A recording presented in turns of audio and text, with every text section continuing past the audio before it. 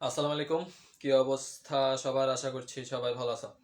আচ্ছা, হাসান ভাইয়া, ওয়ালাইকুম আসসালাম। ওয়ালাইকুম আসসালাম, ওয়ালাইকুম আসসালাম, ওয়ালাইকুম আসসালাম। কি অবস্থা ভাইয়া সবার? সবার কি অবস্থা একটু জানান। সবার কি অবস্থা? পড়ালেখা কেমন চলতেছে? পড়ালেখা করতেছেন কিনা? পারা যাচ্ছে কিনা? পড়ালেখা করতেছেন কিনা? পারা যাচ্ছে কিনা?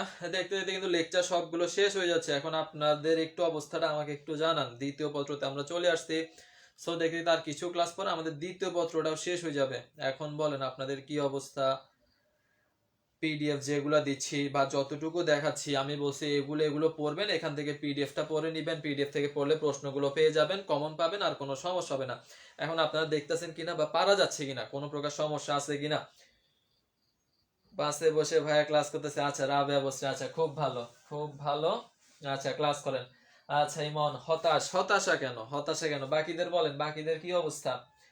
বাকিদের কি অবস্থা? বাকিদের কি অবস্থা ভাই একটু বলেন। ক্লাস গনে গনে ক্লাস শেষ করলে তো হবে না, ক্লাসগুলো একটু মাথায় সেট করতে হবে, প্র্যাকটিস করতে হবে, পারতে হবে। সবকিছু ওভারঅল একসাথে করতে হবে।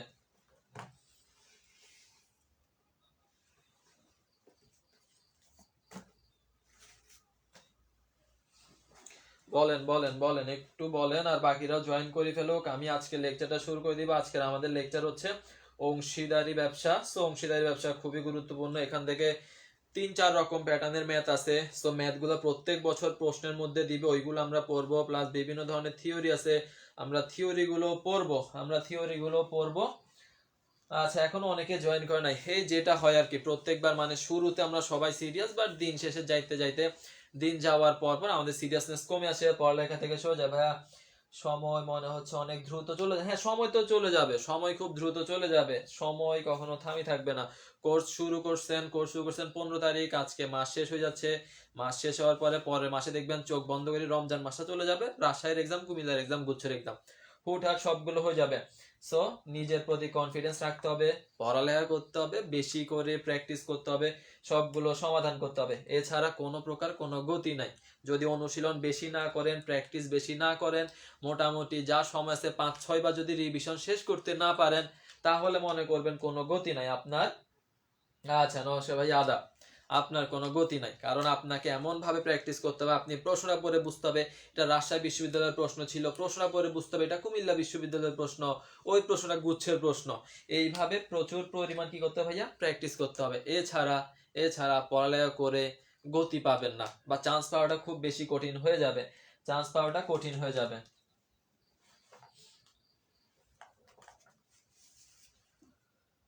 সো আমার যেটা বলার সেটা তো আমি বলবো। এখন কাজ করার দায়িত্ব হচ্ছে আপনার। আপনি কতটুকু নিতে পারবেন, আপনি কতটুকু নিবেন, সেটা সম্পূর্ণ আপনার ব্যক্তিগত ব্যাপার। আমাদের কাজ হচ্ছে বলে যাওয়া। সো আমরা একটা নির্দিষ্ট সময় পর্যন্ত বলে যাব। আমরা এতদিন বলতাম ঢাকা বিশ্ববিদ্যালয়, ঢাকা বিশ্ববিদ্যালয়, ঢাকার পরীক্ষা শেষ, জাহাঙ্গীরনগরে শেষ। এখন কিসের শেষ? আজকে আবার জগন্নাথে শেষ। তো সামনে যেগুলো আছে ওগুলো দেখবেন শেষ হয়ে যাবে, ওগুলো শেষ হয়ে যাবে দেখতে দেখতে। সময় আর বেশি দিন নাই, সময় আর বেশি দিন নাই। বিশেষ করে সেকেন্ড টাইমারদের ক্ষেত্রে এটাই জীবনের লাস্ট সুযোগ। এটা জীবনের লাস্ট সুযোগ, আর জীবনের সুযোগ পাবেন না। পাবলিক বিশ্ববিদ্যালয়ের স্বপ্ন এখান থেকে শেষ, যদি চান্স না পান। ওকে, আর কথা না বাড়াই, প্রত্যেকে ভাই একটু রেডি হয়ে যায়, প্রত্যেকে খাতা কলম নিয়ে বসেন। সূত্র লিখতে হবে, বিভিন্ন প্যাটার্ন লিখতে হবে, চার্ট লিখতে হবে, দেন আপনাকে অংশীদারির সবকিছু সমাধান করতে হবে। সো প্রত্যেকে একটু আমরা রেডি হয়ে যাই। আজকের আমাদের টপিক হচ্ছে ভাইয়া অংশীদারি ব্যবসা। আজকের টপিক কি ভাইয়া? আজকের টপিক হচ্ছে অংশীদারি ব্যবসায়। আজকে টপিক হচ্ছে অংশীদারি ব্যবসায়। সো খুবই গুরুত্বপূর্ণ একটা টপিক, দ্বিতীয় পত্রের ক্ষেত্রে খুবই গুরুত্বপূর্ণ। একটা হচ্ছে অংশীদারি ব্যবসা, আর একটা হচ্ছে অনুপাত বিশ্লেষণ। সো আমরা সামনে অনুপাত বিশ্লেষণ শিখবো, আজকে আমরা অংশীদারি ব্যবসা শিখবো। আজকে মূলত আমরা অংশীদারি ব্যবসা শিখবো। ওকে, প্রত্যেকে একটু খাতা কলম নিয়ে বসেন, প্রত্যেকে একটু খাতা কলম নিয়ে বসে যান, রেডি হলে আমাকে জানান। সো সর্বপ্রথম যেটা, সেটা হচ্ছে ভাই অংশীদারি ব্যবসা কাকে বলে। এটা আমরা প্রত্যেকে ম্যানেজমেন্ট দ্বিতীয় পত্রের মধ্যে পড়ছি। অংশীদারি ব্যবসা কাকে বলে? অংশীদারি ব্যবসা কাকে বলে? দুই বা ততোধিক ব্যক্তি যখন স্বেচ্ছায় তারা কি করবে ভাইয়া? ব্যবসা পরিচালনা করবে। স্বেচ্ছায় মিলিত হয়ে চুক্তিবদ্ধ সম্পর্কের ভিত্তিতে কি করে ভাইয়া? চুক্তিবদ্ধ সম্পর্কের ভিত্তিতে তারা ব্যবসা পরিচালনা করবে, তাকে বলবো আমরা অংশীদারি ব্যবসা, তাকে বলবো আমরা অংশীদারি ব্যবসা। এখন অংশীদারি ব্যবসার যে বেসিক থিওরিগুলো, আমরা জাস্ট একটু থিওরিগুলো একটু প্র্যাকটিস করব। অংশীদারি ব্যবসার মূল ভিত্তি কি? অংশীদারি ব্যবসার মূল ভিত্তি হচ্ছে চুক্তি, সদস্য সংখ্যা। আমরা প্রত্যেকে জানি ভাইয়া 2 থেকে 10 এবং 2 থেকে 20 জন, সাধারণের ক্ষেত্রে 20 জন, ব্যাংকিং ক্ষেত্রে 10 জন। এর পাশাপাশি কি আছে ভাইয়া, প্রতিষ্ঠা কালটা আছে। প্রতিষ্ঠা কখন ভাইয়া অংশীদারি ব্যবসা, সেটা প্রত্যেকে জানি 1932 সাল, 1932 সাল। আচ্ছা এগুলো ঠিক আছে। আচ্ছা অংশীদারি ব্যবসার মূল ভিত্তি হচ্ছে চুক্তি। এখন আমাকে বলেন তো ভাইয়া চুক্তি কত প্রকার, একটু আমাকে বলেন তো ভাইয়া চুক্তি কত প্রকার, চুক্তি কত প্রকার, চুক্তি কত প্রকার, একটু আমাকে বলেন চুক্তি কত প্রকার। জাস্ট এগুলো হচ্ছে একেবারে বেসিক পড়াশোনা, অংশীদারি থেকে বেশি আসে ম্যাথ, এছাড়া আরো অতিরিক্ত থিওরি গুলো আছে সেগুলো আমরা একটু পরে শিখবো। এখন আমরা একেবারে বেসিক আছে, এখন আমরা একেবারে বেসিক আছে। দেখি বলেন ভাইয়া চুক্তি কত প্রকার, চুক্তি কত প্রকার। ওকে হাসনা বলছে কত প্রকার ভাইয়া, 3 প্রকার। চুক্তি কত প্রকার ভাইয়া, চুক্তি হচ্ছে 3 প্রকার। চুক্তি হচ্ছে কত প্রকার ভাইয়া, চুক্তি হচ্ছে 3 প্রকার। চুক্তি হচ্ছে 3 প্রকার।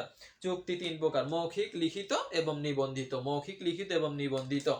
মৌখিক, লিখিত এবং নিবন্ধিত। ওকে 3 প্রকার, 3 প্রকার। আচ্ছা ঠিক আছে। এর পাশাপাশি আরো কি কি আছে ভাইয়া, একটা হচ্ছে ভাইয়া তারা কি পায় না ভাইয়া, তারা মূলধন এবং উত্তোলনের উপর কি পায় না ভাইয়া, মূলধন উত্তোলনের উপর চুক্তিপত্রে উল্লেখ না থাকলে তারা কোনো কি পায় না, সুদ পায় না। মূলধন উত্তোলনের উপর কি পায় না ভাইয়া, উত্তোলনের উপর সুদ পায় না। কি পায় না ভাইয়া, সুদ, সুদ পায় না। মূলধন উত্তোলনের উপর চুক্তিপত্রে যদি উল্লেখ না থাকলে তারা কি পায় না ভাইয়া, তারা সুদ পায় না, তারা কোনো প্রকার সুদ পায় না। দেন পরবর্তী আরেকটা বিষয়, সেটা হচ্ছে ভাইয়া মুনাফা বন্টন। মুনাফা বন্টন, মুনাফা বন্টন, তারা কিভাবে মুনাফা বন্টন করে, মুনাফা বন্টন। এখান থেকে এমসিকিউ জিজ্ঞেস করা হয় ভাইয়া মুনাফা বন্টন। তারা দুই ভাবে মূলত মুনাফা বন্টন করে। একটা হচ্ছে কি ভাইয়া, যদি আপনার কি হয়, একটা হচ্ছে মুনাফা কিভাবে বন্টন করবে, দুই ভাবে। একটা হচ্ছে ভাই মূলধন অনুপাতে, একটা হচ্ছে কি ভাই, একটা হচ্ছে মূলধন অনুপাতে বন্টন করতে পারে, মূলধন অনুপাতে, মূলধন অনুপাতে। আর একটা হচ্ছে চুক্তিপত্রে উল্লেখ না থাকলে কিভাবে বন্টন করবে, দেখি একটু বলেন তো ভাইয়া।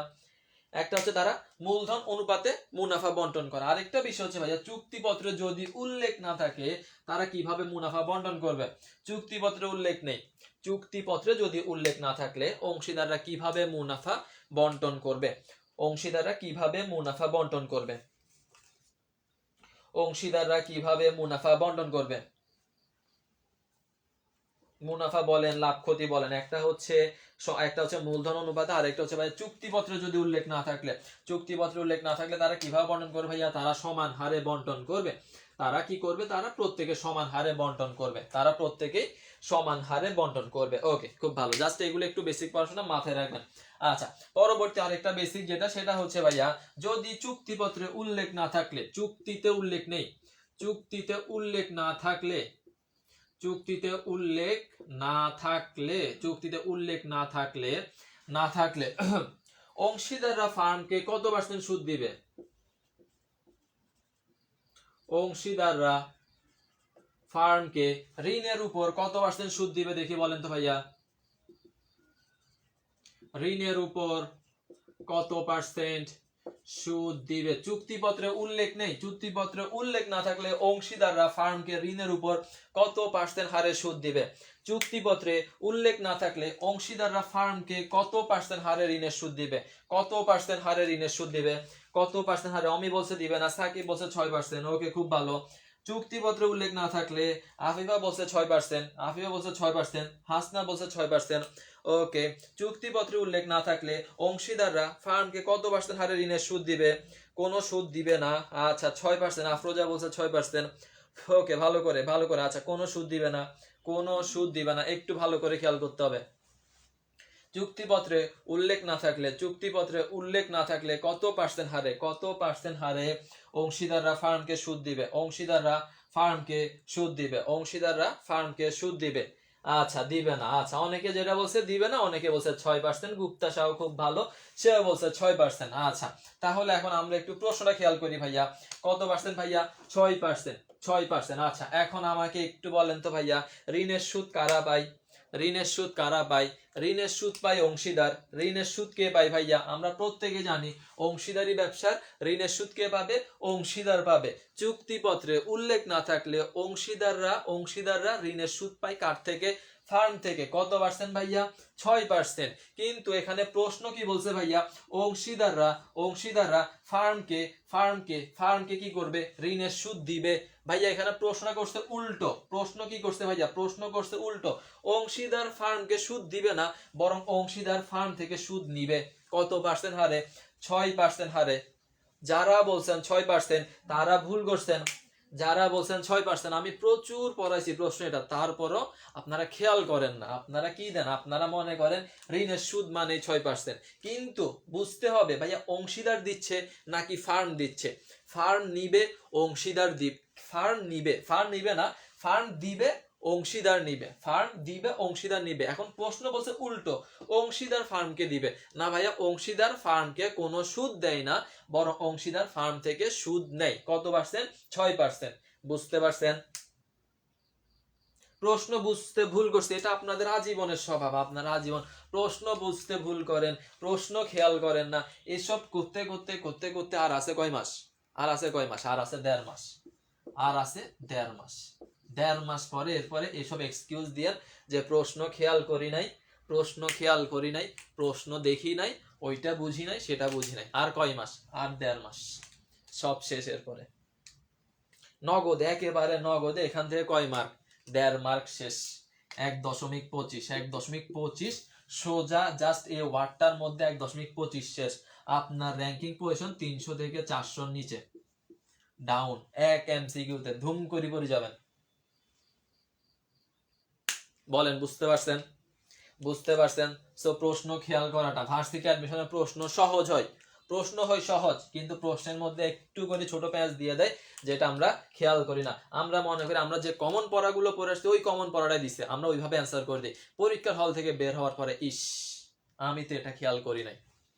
বুঝতে পারছেন ভাইয়া? তাহলে বেসিক প্রশ্ন এটা জিজ্ঞেস করবে, এটা জিজ্ঞেস করছেও, এটা একটা বিশ্ববিদ্যালয়ের প্রশ্ন সম্ভবত। খুব বেশি এগুলা সম্ভবত জগন্নাথের প্রশ্ন, জাহাঙ্গীরনগরের প্রশ্ন হইতে পারে, কিন্তু রাজশাহীর ক্ষেত্র দেখা যাবে, রাজশাহীর ক্ষেত্র দেখা যাবে। বুঝতে পারছেন কিনা? বুঝতে পারছেন কিনা বলেন, বুঝতে পারছেন কিনা? সো এগুলো হচ্ছে আমার জাস্ট নর্মাল বেসিক পড়াশোনা, যে ভাই এটার উপর সুদ দিবেন, এটার উপর সুদ দিবে। জাস্ট আমার বেসিক প্রশ্ন এখান থেকে জিজ্ঞেস করলে জিজ্ঞেস করবে। এছাড়া আমাকে জিজ্ঞেস করার মতো আরো অনেকগুলো টপিক আছে, আমরা এখন সেগুলোর দিকে আগাবো।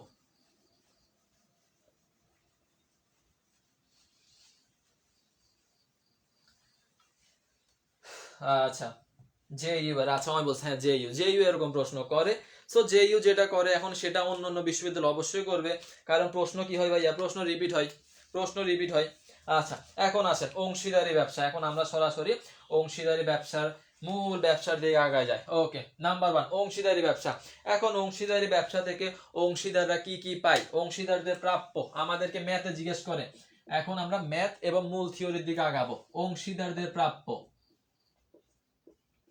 অংশীদারদের প্রাপ্য, অংশীদারদের প্রাপ্য বা অংশীদাররা কি পাবে, অংশীদাররা অংশীদারি ব্যবসাদের প্রাপ্য, অংশীদারি ব্যবসা থেকে অংশীদারদের প্রাপ্য বা তারা কি কি পাবে। দেখি আমাকে একটু বলেন তো ভাইয়া, অংশীদারি ব্যবসা থেকে অংশীদারদের প্রাপ্য বা তারা অংশীদারি ব্যবসা থেকে ভাইয়া কি কি পেয়ে থাকে, কি কি পেয়ে থাকে আমাকে একটু বলেন, কি কি পেয়ে থাকে অংশীদারি ব্যবসা থেকে অংশীদাররা ভাইয়া কি কি পেয়ে থাকে।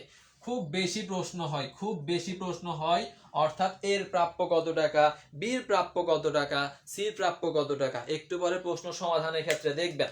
সো একটু ভালো করে খেয়াল করবেন। অংশীদারি ব্যবসার প্রাপ্য সমূহ ভাইয়া তারা কি কি পেয়ে থাকে ভাইয়া, তারা মূলধনের সুদ পায়।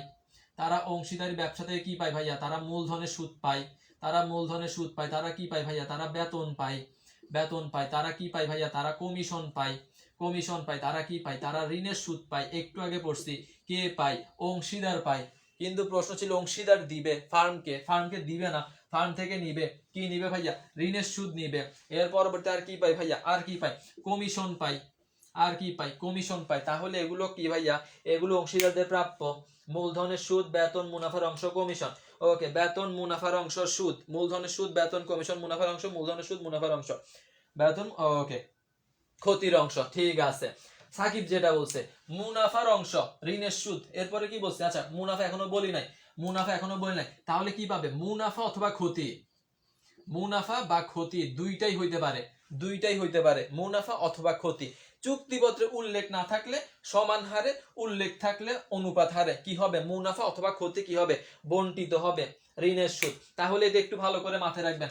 আপনাকে যখন প্রশ্নে জিজ্ঞেস করবে অংশীদারদের প্রাপ্য কত বা বি কত টাকা পাবে, পাবে, ভালো করে খেয়াল করতে হবে ভাইয়া। পাবে বললে শুধুমাত্র আমি এগুলো খেয়াল করব, পাবে বললে শুধুমাত্র এগুলো খেয়াল করে এগুলোর যোগফলকে কি করব, উত্তর করে দিব। এগুলোর যোগফলকে কি করে দেব, উত্তর করে দিব। তার মানে এগুলো হচ্ছে অংশীদারদের প্রাপ্য। দেন পরবর্তীতে ভাইয়া, পরবর্তীতে কি ভাইয়া, অংশীদারদের কর্তন সমূহ। অংশীদারদের কর্তন বা তারা কি কি প্রদান করবে, অংশীদারদের কর্তন বা তারা কি কি প্রদান করে, বা তাদের হিসাব থেকে কি কি বাদ দিতে হবে। বাদ দিতে হবে কি কি ভাইয়া, কর্তন। কর্তন সমূহ কি ভাইয়া, কি সমূহ, কর্তন সমূহ। ওকে, কর্তন সমূহের মধ্যে নাম্বার 1 উত্তোলন। তারা যদি তাদের মুনাফার কিছু উত্তোলন করে যায় তাদের হিসাব থেকে বাদ। উত্তোলন, উত্তোলনের সুদ, উত্তোলন, উত্তোলনের সুদ। এরপরে আবার কি ভাইয়া, পণ্য উত্তোলন, পণ্য উত্তোলন। এবং মাথায় রাখতে হবে, মাথায় রাখতে হবে পণ্য উত্তোলনের উপর কি হয় না, পণ্য উত্তোলনের উপর কোনো সুদ হয় না। পণ্য উত্তোলনের উপর কোনো প্রকার কি দিতে হয় না, সুদ দিতে হয় না, সুদ দিতে হয় না। উত্তোলন এবং উত্তোলনের সুদ, ঠিক আছে, উত্তোলন এবং উত্তোলনের সুদ এগুলো হচ্ছে তাদের কর্তন, তাদের হিসাব থেকে এগুলো বাদ যাবে।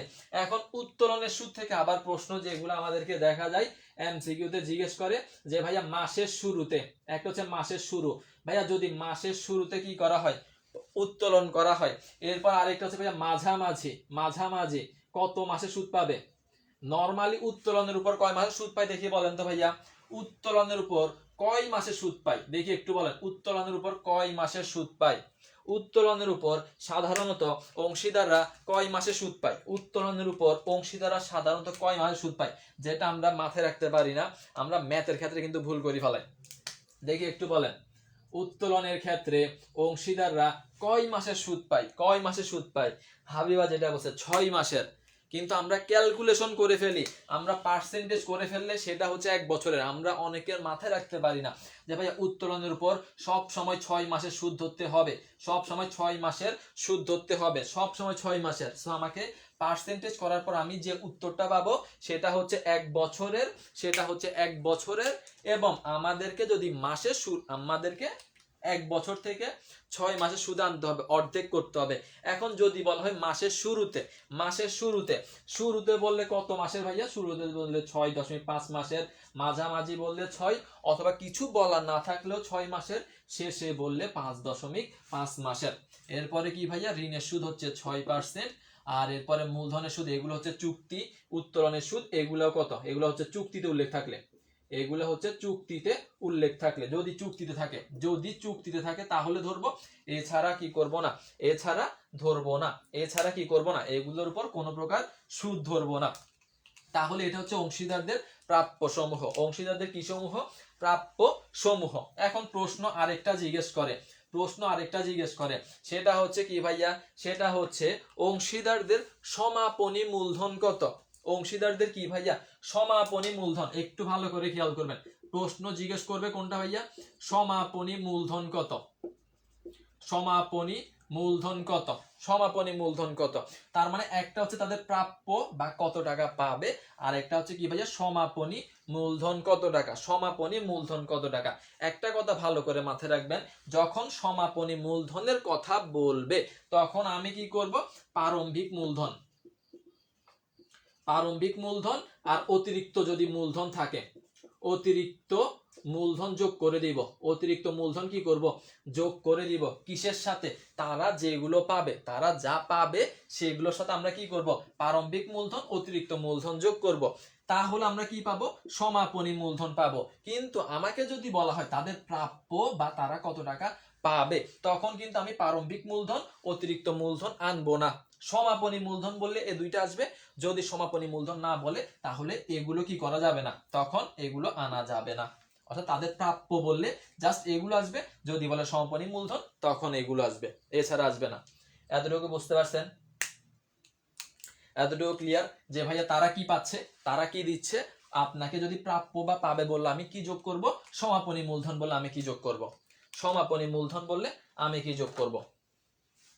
এগুলো একটু পরে আমরা সরাসরি ম্যাথে দেখব, এগুলো একটু পরে আমরা সরাসরি ম্যাথে দেখব।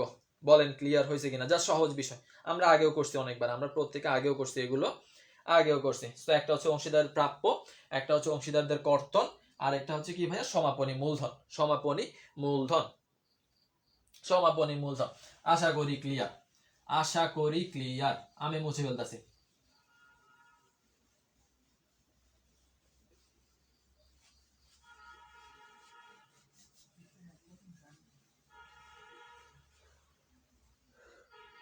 আচ্ছা ভাইয়া আরেকবার আবার খেয়াল করেন, একটা হচ্ছে কি ভাইয়া প্রাপ্য বা তারা কি কি পাবে। ভাইয়া তারা কি কি পায়, কি কি পায় আমরা একটু বুঝতে পারি। মূলধনের সুদ, বেতন, মুনাফার অংশ, কমিশন, ঋণের সুদ। আপনাকে বলছে বি কত টাকা পাবে, বির কত টাকা প্রাপ্য, তখন জাস্ট আপনি উপরে গুলো যোগ করবেন। আপনি কোনো প্রকার মূলধন আনবেন না, কোনো প্রকার মূলধন টাচ করবেন না। যখন বলবে সমাপনী মূলধন কত, তখন আপনি প্রারম্ভিক মূলধন সহ যা যা পাবে সেগুলো যোগ করে বসাবেন। সেটা হচ্ছে আপনার সমাপনী মূলধন। প্রাপ্য বললে শুধুমাত্র উপরের গুলো, কর্তন গুলো বিয়োগ করার পরে রেজাল্টটা। Okay clear. এখন আমরা যে প্রাপ্যগুলো পড়লাম, কর্তনগুলো পড়লাম, এগুলোর জন্য আমাদেরকে একটা চার্ট মাথায় রাখতে হয়, যেটা আমরা সরাসরি সোজাও শিখতে পারি বা আমরা ঘরে ঘরেও শিখতে পারি, ঘরে ঘরেও শিখতে পারি। আচ্ছা এখন আসেন আমরা একটু যদি দুই পাশ করে শিখি। অংশীদার ব্যবসার জন্য আমরা একটা কি ফলো করি ভাই, একটা চার্ট ফলো করি, একটা চার্ট ফলো করি, যেটা আমরা এক পাশে হচ্ছে তাদের প্রাপ্য সমূহ, আর এক পাশে হচ্ছে তাদের কর্তন সমূহ, তাদের কর্তন সমূহ। এখন ভাইয়া ক্রেডিট পাশে সর্বপ্রথম যেটা বসে, সর্বপ্রথম যেটা বসে সেটা কি ভাইয়া, সেটা হচ্ছে লাভ, সেটা হচ্ছে লাভ বা মুনাফা, লাভ বা মুনাফা বসবে, লাভ বা মুনাফা বসবে। ওকে প্রথম আমরা কি বসাবো ভাইয়া, লাভ বা মুনাফা বসাবো, লাভ বা কি বসাবো, মুনাফা বসাবো। এরপর আমরা কি বসাবো, উত্তোলনের সুদ বসাবো, লাভ বা মুনাফা বসাবো। এরপরে কি উত্তোলনের সুদ, পণ্য উত্তোলন, উত্তোলনের সুদ এবং পণ্য উত্তোলন বসাবো, পণ্য উত্তোলন বসাবো। দেন এগুলো থেকে আমরা কি করব, এগুলো থেকে আমরা তারা যা যা পাবে, নাম্বার ওয়ান মূলধনের সুদ, নাম্বার ওয়ান কিসের সুদ, মূলধনের সুদ। এরপরে কি ভাইয়া বেতন, নাম্বার ওয়ান মূলধনের সুদ, বেতন, কমিশন, ঋণের সুদ, কমিশন, ঋণের সুদ, ঋণের সুদ। এগুলো আমরা কি করব ভাইয়া, এগুলো আমরা ডেবিট পাশে বসাবো, এগুলো আমরা ডেবিট পাশে বসাবো, ডেবিট পাশে বসাবো। দেন আমরা যে ক্রেডিট পাশ এবং ডেবিট পাশের যে পার্থক্যটা পাবো, ডেবিট পাশ এবং ক্রেডিট পাশের যে পার্থক্যটা পাবো, তখন আমরা কি করব ভাইয়া, লাভ ক্ষতি বের করব। আমরা ডেবিট এবং ক্রেডিট পাশের যে পার্থক্যটা পাবো, পার্থক্যটা আমাদের কি হবে ভাইয়া, পার্থক্য হচ্ছে নিট লাভ বা ক্ষতি, নিট লাভ বা ক্ষতি, যাকে আমরা কি বলবো ভাইয়া, যার নাম হচ্ছে বন্টনযোগ্য মুনাফা। যার নাম কি ভাইয়া, যার নাম হচ্ছে বন্টনযোগ্য মুনাফা। প্রশ্ন জিজ্ঞেস করে, প্রশ্ন জিজ্ঞেস করে বন্টনযোগ্য মুনাফা কত, বন্টনযোগ্য মুনাফা কত। তার মানে বন্টনযোগ্য মুনাফা কিভাবে বের করব, এইগুলো আর এইগুলোর পার্থক্য যেটা, পার্থক্য যেটা সেটা হচ্ছে বন্টনযোগ্য মুনাফা, বন্টনযোগ্য মুনাফা। দেন এই মুনাফাটাকে আমরা কি করব, একটু আগে যেটা বলছি, উল্লেখ না থাকলে সমান হারে, উল্লেখ না থাকলে সমান হারে, উল্লেখ থাকলে অনুপাত হারে, উল্লেখ থাকলে কি হারে ভাইয়া, অনুপাত হারে, উল্লেখ থাকলে কি হবে ভাইয়া, অনুপাত হারে ভাগ করে দিব। তার মানে ক্রেডিট পাশে কি ভাইয়া, প্রথমত লাভ বসবে, এরপরে উত্তোলনের সুদ, পণ্য উত্তোলন, পণ্য উত্তোলন চলে যাবে। দেন এই পাশে মূলধনের সুদ, বেতন, কমিশন, ঋণের সুদ। দেন যেটা বাকি থাকবে সেটা হচ্ছে বন্টনযোগ্য মুনাফা। দেন সেটা আমরা কি করবো ভাইয়া, সমান হারে অথবা অনুপাত হারে ভাগ করে দিব। ভাগ করার পরে আমাকে যদি বলে প্রাপ্যগত, প্রাপ্য বললে এগুলোর যোগফল, যদি বলে সমাপনী মূলধন কত, তাহলে আমরা মূলধন সহ যোগ করে দিব, মূলধন সহ যোগ করে দিব। আশা করি বুঝতে পারছেন, আশা করি চারটা বুঝতে পারছেন। আসেন আমরা একটা ম্যাথ দেখি, আশা করি বুঝতে পারছেন কি বুঝাইছে।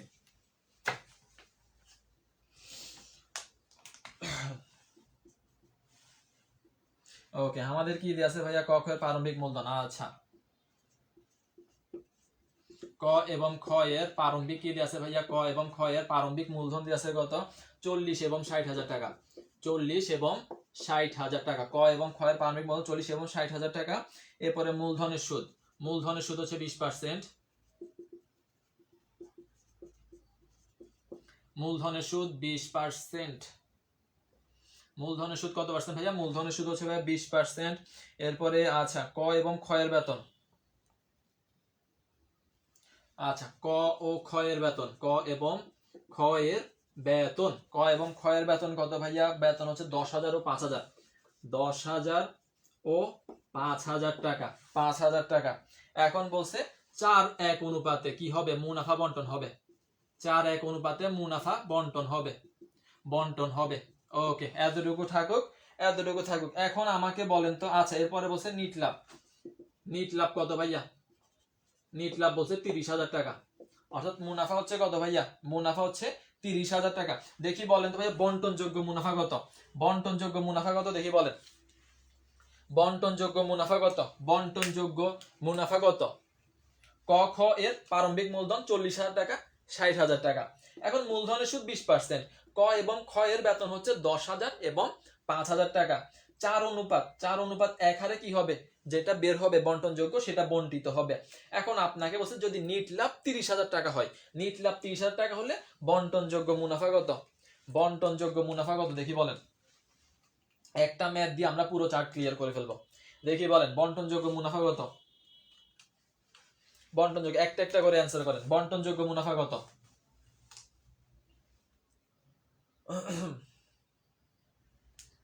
বন্টনযোগ্য মুনাফা কত?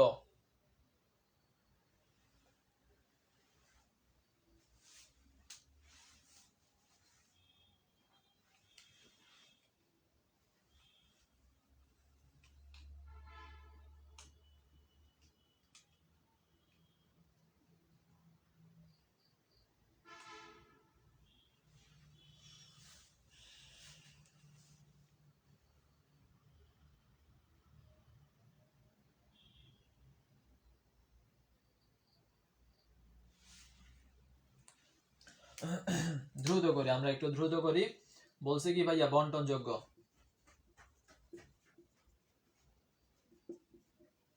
বন্টনযোগ্য মুনাফা কত টাকা? বন্টনযোগ্য মুনাফা কত টাকা? বন্টনযোগ্য মুনাফা কত টাকা হবে?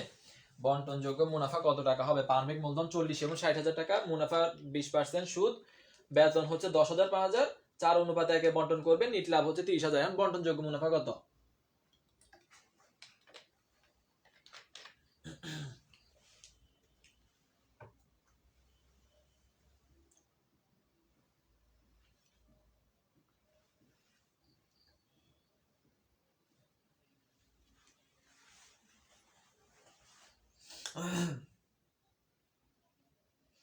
আচ্ছা ইমন বলছে 5,000 টাকা, হাইবা বলছে 12,000 13,000।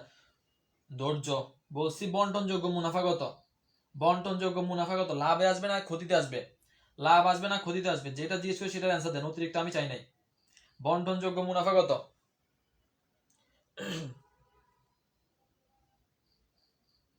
বন্টনযোগ্য মুনাফা কত টাকা?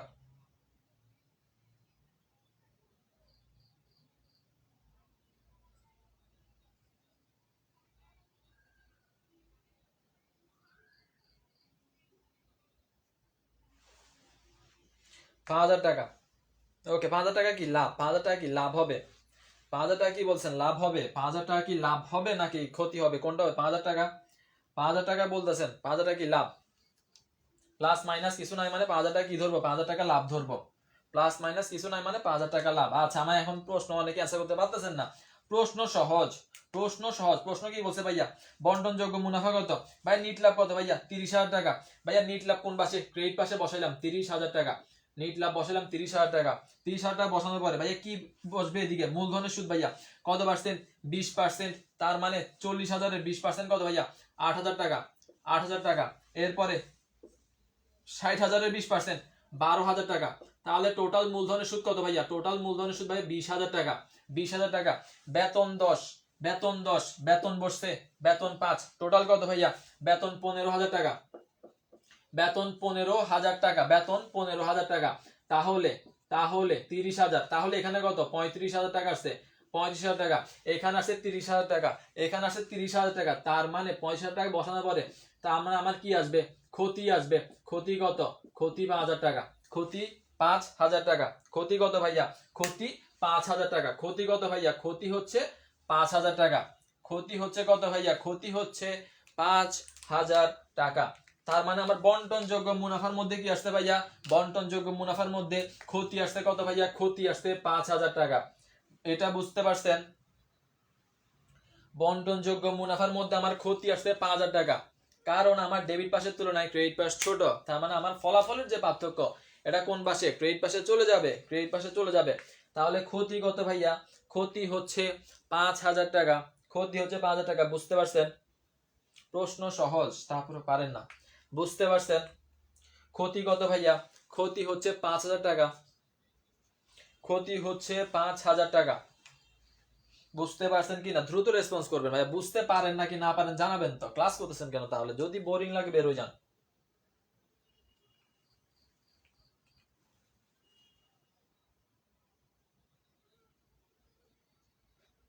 ক্ষতি আপনি ক্রেডিট দিকে বসাইতে পারেন। ক্ষতি যদি আপনি মনে করেন আমি ক্রেডিট দিকে বসাবো, ক্রেডিট দিকে বসাতে পারেন, অথবা আপনার ক্ষতি যেহেতু আসছে তার মানে এটা আপনি কি করতে পারেন, মাইনাস ফিগারে বসাইতে পারেন। মাইনাস ফিগারে বসাইতে পারেন। এখন ক্ষতি তো কোন দিকে যাবে? ক্রেডিট দিকে যাবে। ক্ষতি তো ক্রেডিট দিকে যাবে। তাহলে কি হবে ভাইয়া? ক্ষতি কত ভাইয়া? ক্ষতি হচ্ছে 5,000 টাকা। এখন ক্ষতি যদি 5,000 টাকা হয়, আমাকে বলেন এ কত টাকা পাবে? এ কত পাবে দেখি বলেন। ক্ষতি যদি 5,000 টাকা হয়, ঠিক আছে বুঝতে পারছি, বুঝতে পারছেন। এখন বলেন এ কত টাকা পাবে? ক্ষতি যদি 5,000 টাকা হয়, আমি কিন্তু দেখছি আমার পার্থক্য কি হয় নাই, মিলে নাই। দুই পাশের পার্থক্য মিলে নাই, তার মানে আমার কি পাশ? ডেবিট পাশ বেশি। তার মানে ক্রেডিট পাশের যে পার্থক্য সেটা হচ্ছে কি ভাইয়া? ক্ষতি। সেটা হচ্ছে ক্ষতি। ক্ষতি হচ্ছে 5,000 টাকা। এখন এই 5,000 টাকাটা আপনি বন্টন করে দিবেন কত অনুপাত? 4:1। তাহলে আপনার এ কত টাকা পাবে? এ কত টাকা পাবে? এ কত টাকা পাবে? এ কত টাকা পাবে? এ কত টাকা পাবে? এ কত টাকা পাবে?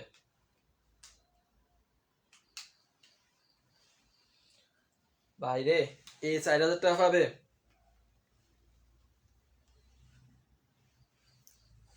এ 4,000 আর 1,000 পাবে মানে কি? কথা বুঝেন না আপনারা? পাবে মানে কি? পাবে মানে কি বলছি? পাবে বা প্রাপ্য মানে কি? আপনারা আমি কি বলছি? বন্টনযোগ্য মুনাফার কত টাকা পাবে? বুঝেন না কেন? আপনাকে আমি বলছি বন্টনযোগ্য মুনাফার কত টাকা পাবে। যেটা বলছেন ঠিক আছে, যে ভাইয়া এ পাবে মুনাফার কত অংশ? মুনাফার মাইনাস 4,000 টাকা। এখন আপনাকে বলছি কত টাকা পাবে। ভাইয়া পাবে মানে কি ভাইয়া? পাবে মানে এগুলোর যোগফল। পাবে মানে কি ভাইয়া? পাবে মানে এগুলোর যোগফল। এগুলোর যোগফল বলেন। এগুলোর যোগফল বলেন। 4,000 1,000 ঠিক আছে, কিন্তু একটু আগে পড়াইছি পাবে প্রাপ্য। পাবে বা প্রাপ্য কত, তখন এগুলোর কি হবে? যোগফল হবে। তখন কি হবে? এগুলোর যোগফল হবে। তার মানে মাইনাস ফিগারে কত ভাইয়া? মাইনাস ফিগারে 5,000 টাকা। এরপরে মূলধনের সুদ কত আসছে? মূলধনের সুদ আসছে 20,000 টাকা। বেতন আসছে 15,000 টাকা। এখন এ কত টাকা পাবে? এ কত টাকা পাবে? 13,000। একজনে বলছে 13,000, আরেকজনে বলছে 14,000 টাকা। এ কত টাকা পাবে? হ্যাঁ 14,000 টাকা। 8 5 13,000 টাকা। 8 5 13,000 টাকা। আচ্ছা দেখা যাক, দেখা যাক এ কত টাকা পাবে। এ কত টাকা পাবে? এ কত টাকা পাবে? এ কত টাকা পাবে?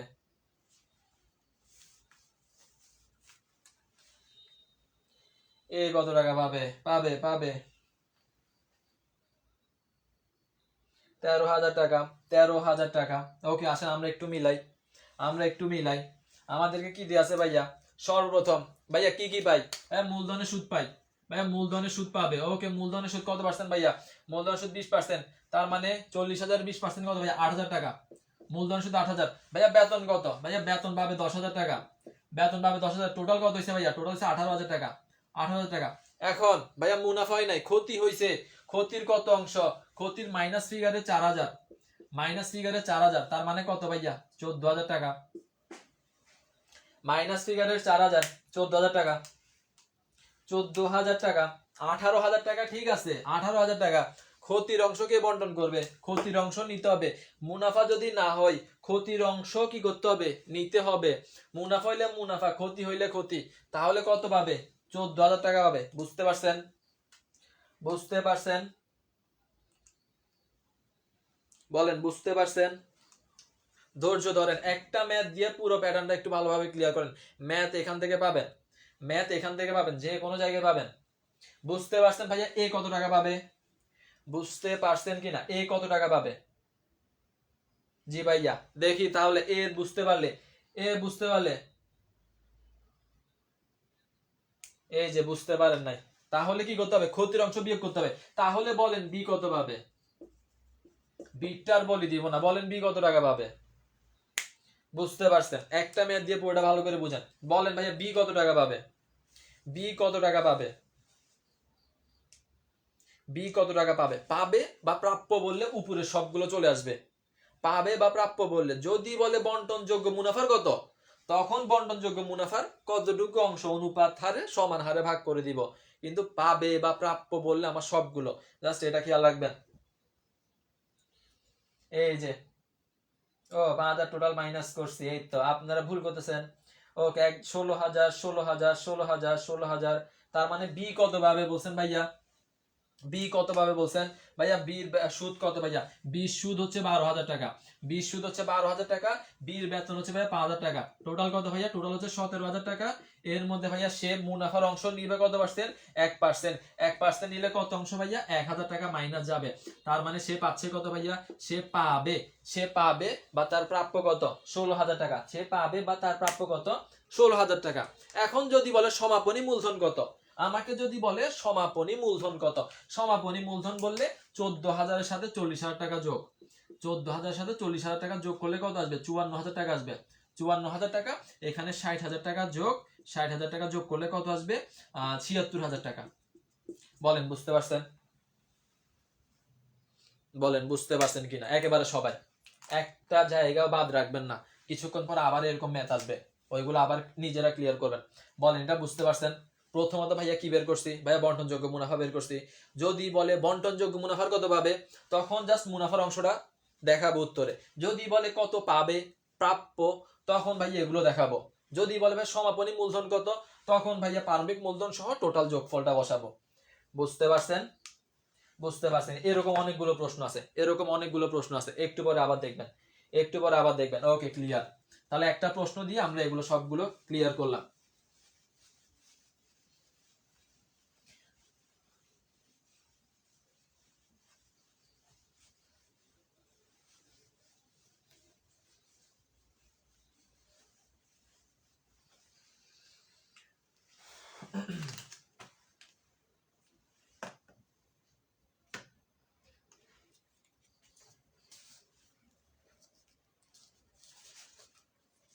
আচ্ছা আচ্ছা, দেখি এরপরে বলেন তো ভাইয়া, অংশীদারদের মূলধন হিসাব কত প্রকার। আমরা আবার একটু থিওরিতে চলে যাচ্ছি, আমরা একটু থিওরিতে চলে যাচ্ছি, যেটা আমাদের লাস্ট থিওরি, সেটা হচ্ছে ভাইয়া অংশীদারদের মূলধন হিসাব কত প্রকার, অংশীদারদের মূলধন হিসাব কত প্রকার, অংশীদারদের মূলধন হিসাব কত প্রকার, দেখি বলেন অংশীদারদের মূলধন হিসাব কত প্রকার। আগে থেকে একটু আলাদা, এটা যেভাবে মনে হয়, যেভাবে মনে হয় ভালোভাবে করেন, যেভাবে মনে হয়, নতুন হলে নতুন, পুরাতন হলে পুরাতন, ভালোভাবে ক্লিয়ার করে যান। অংশীদারদের মূলধন হিসাব কত প্রকার, অংশীদারদের মূলধন হিসাব কত প্রকার, কত প্রকার, কত প্রকার, দুই প্রকার, দুই প্রকার। অংশীদারদের মূলধন হিসাব কত প্রকার ভাইয়া, মূলধন হিসাব হচ্ছে দুই প্রকার। মূলধন হিসাব কত প্রকার ভাইয়া, দুই প্রকার। একটা হচ্ছে কি ভাইয়া পরিবর্তনশীল মূলধন পদ্ধতি, একটা হচ্ছে কি ভাইয়া পরিবর্তনশীল, একটা হচ্ছে পরিবর্তন, একটা হচ্ছে কি ভাই, একটা হচ্ছে পরিবর্তনশীল, একটা হচ্ছে পরিবর্তনশীল মূলধন পদ্ধতি, একটা হচ্ছে পরিবর্তনশীল। দুই নাম্বার কি ভাইয়া, দুই নাম্বার হচ্ছে স্থির, দুই নাম্বার হচ্ছে স্থির পদ্ধতি। একটা হচ্ছে পরিবর্তনশীল মূলধন পদ্ধতি, আর একটা হচ্ছে স্থির মূলধন পদ্ধতি। পরিবর্তনশীল স্থির, ঠিক আছে। মূলধন পদ্ধতি কত প্রকার, দুই প্রকার, পরিবর্তনশীল স্থির। এখান থেকে একটা এমসিকিউ আসে, এখান থেকে একটা কি আসে, এমসিকিউ আসে। সেটা কোন জায়গা থেকে আসে, সেটা আসে স্থির পদ্ধতি থেকে, স্থির পদ্ধতি থেকে। এখন আমরা দুইটাই শিখবো, দুইটাই শিখবো ভাইয়া। পরিবর্তনশীল মূলধন পদ্ধতি যেটা, পরিবর্তনশীল মূলধন পদ্ধতি যেটা, আমরা একটু কি করছি, সমাপনী মূলধন করছি না। প্রারম্ভিক মূলধন আসবে, তাদের প্রাপ্য, তাদের কর্তন, সবগুলো কি আসবে, একসাথে আসবে। তার মানে জাস্ট আপনি সংক্ষেপে মাথায় রাখবেন পরিবর্তনশীল মূলধন পদ্ধতি কি করবে ভাইয়া, পরিবর্তনশীল মূলধন পদ্ধতির মধ্যে সবকিছু অন্তর্ভুক্ত থাকবে। কি থাকবে ভাইয়া, সবকিছু, সবকিছু অন্তর্ভুক্ত থাকবে। পরিবর্তনশীল মূলধনের মধ্যে সবকিছু অন্তর্ভুক্ত থাকবে ভাইয়া। সবকিছু বলতে কি কি ভাইয়া, সবকিছু বলতে প্রারম্ভিক মূলধন, প্রারম্ভিক মূলধন যোগ অতিরিক্ত মূলধন, তাহলে এরপরে কি কি যোগ আসবে ভাইয়া, প্লাস তাদের প্রাপ্য সমূহ, তাদের প্রাপ্য সমূহ মাইনাস তাদের কর্তন সমূহ, মাইনাস তাদের কি ভাইয়া, মাইনাস তাদের কর্তন সমূহ, কর্তন সমূহ। তাহলে আমরা যে মূলধনটা পাবো সমাপনী মূলধন, সমাপনী মূলধন তাহলে সেটাকে আমরা কি বলবো ভাইয়া, সেটা হচ্ছে কি পরিবর্তনশীল মূলধন পদ্ধতি। সেখানে সবকিছু অন্তর্ভুক্ত মানে কি ভাইয়া, মূলধনের অংশ থাকবে ভাইয়া, এরপরে পরিবর্তনের অংশগুলো থাকবে, মূলধনের অংশ থাকবে, পরিবর্তনের অংশ, প্রাপ্য সমূহ, কর্তন সমূহ, সবগুলো কি হবে ভাইয়া, একটা হিসাবের মধ্যে অন্তর্ভুক্ত হলে। হিসাব কয়টা ভাইয়া, হিসাব হচ্ছে একটা। হিসাব কয়টা ভাইয়া, এক হিসাব। একটা চার্টের মধ্যে আমরা পুরো হিসাবটা করব, তাকে বলবো আমরা পরিবর্তনশীল মূলধন পদ্ধতি। আমাদের বইয়ের ভাষা শেখার দরকার নেই, আমরা যা সহজে মাথায় রাখবো, এখানের মধ্যে সবগুলো হিসাব একটা চার্টের মধ্যে হবে, একটা চার্টের মধ্যে হবে। কিন্তু স্থির পদ্ধতি, স্থির পদ্ধতি কি বলে ভাইয়া, স্থির পদ্ধতি বলে না আমরা কি করব না, এক চার্টের মধ্যে করব না, আমরা দুইটা চার্ট করব। আমরা একটা চার্ট করব কিসের, একটা চার্ট করব শুধুমাত্র মূলধনের, একটা চার্ট করব মূলধনের। এখানে কি দেখাবো, এখানে প্রারম্ভিক মূলধন, এখানে কি দেখাবো, এখানে দেখাবো প্রারম্ভিক মূলধন আর অতিরিক্ত মূলধন, আর কোনো কিছু দেখাবো না, আর কোনো কিছু দেখাবো না। তাহলে তুমি পরিবর্তন কোথায় দেখাবা, এটাই হচ্ছে আমাদের ভার্সিটি অ্যাডমিশনের প্রশ্ন। তুমি পরিবর্তন কোথায় দেখাবে, যে তাহলে তুমি যখন স্থির পদ্ধতি অনুসরণ করবা, তখন তোমার যে পরিবর্তনের আইটেম, প্রাপ্য কর্তন সমূহ, প্রাপ্য বা কর্তন সমূহ, পরিবর্তন, পরিবর্তন, তাহলে তুমি কি করবা, পরিবর্তনগুলো কোন হিসাবে দেখাবা ভাইয়া, পরিবর্তনগুলো দেখাবা ভাইয়া চলতি হিসাবে, চলতি হিসাবে। পরিবর্তনগুলো কোন হিসাবে, চলতি হিসাবে। তাহলে এখানে কি আসবে, তাদের প্রাপ্য সমূহ, প্রাপ্য সমূহ, প্রাপ্য সমূহ, আর কি আসবে, কর্তন সমূহ, কর্তন সমূহ। এটাই হচ্ছে আমার দুইটা চার্টের মধ্যে পার্থক্য, হিসাব নাম্বার 1, হিসাব নাম্বার 2, এটা পুরোটা হিসাব নাম্বার 1 এ।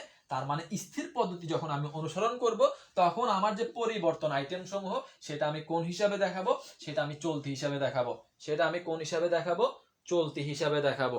বলেন বুঝতে পারছেন, বুঝতে পারলে থিওরির কাজ শেষ। বুঝতে পারছেন কিনা, এক কথায় শেষ। এটার মধ্যে ভাইয়া এক হিসাবে সবগুলো আসবে, কিন্তু স্থির পদ্ধতি বলছে আমাদের মূলধন স্থির, মূলধনের আলাদা ছক, পরিবর্তনের জন্য আলাদা ছক, পরিবর্তন দেখাবো আমরা চলতি হিসাবে, পরিবর্তন দেখাবো আমরা চলতি হিসাবে। এছাড়া আমরা কোনো কাজ করব না। বলেন বুঝতে পারছেন কিনা, বুঝতে পারছেন, যা সহজ ভাষায়, সহজ ভাষায়। আর এটা হচ্ছে আমার এমসিকিউ, পরিবর্তনশীল মূলধন পদ্ধতি।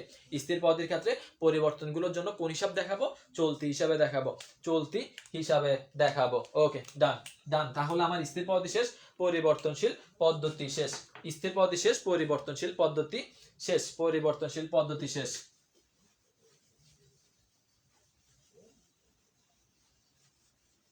এখন একটা প্রশ্ন করব, প্রশ্নের উত্তরটা অপশন ছাড়া দিবেন, প্রশ্নের উত্তরটা কি দিবেন, অপশন ছাড়া দিবেন। ওকে, প্রশ্নটা হচ্ছে কি ভাইয়া, অংশীদারি কারবার অবসায়নের সময় যদি নগদ অর্থ থেকে যায়, অবসায়ন অংশীদারি ব্যবসা শেষ, নগদ অর্থ থেকে যায়, নগদ অর্থ অংশীদারদের মধ্যে, অংশীদারদের মধ্যে কি হিসেবে বন্টিত হবে, কি হিসেবে বন্টিত হবে, নগদ অর্থ কি থেকে গেলে ভাইয়া, অবসায়নে নগদ অর্থ থেকে গেলে, অবসায়নে যদি নগদ অর্থ থেকে যায়, নগদ অর্থ, অবসায়নে নগদ অর্থ কি হিসেবে অংশীদারদের মধ্যে বন্টিত হবে, কি হিসেবে কি হবে ভাইয়া বন্টিত হবে, দেখি বলেন কি হিসেবে বন্টিত হবে।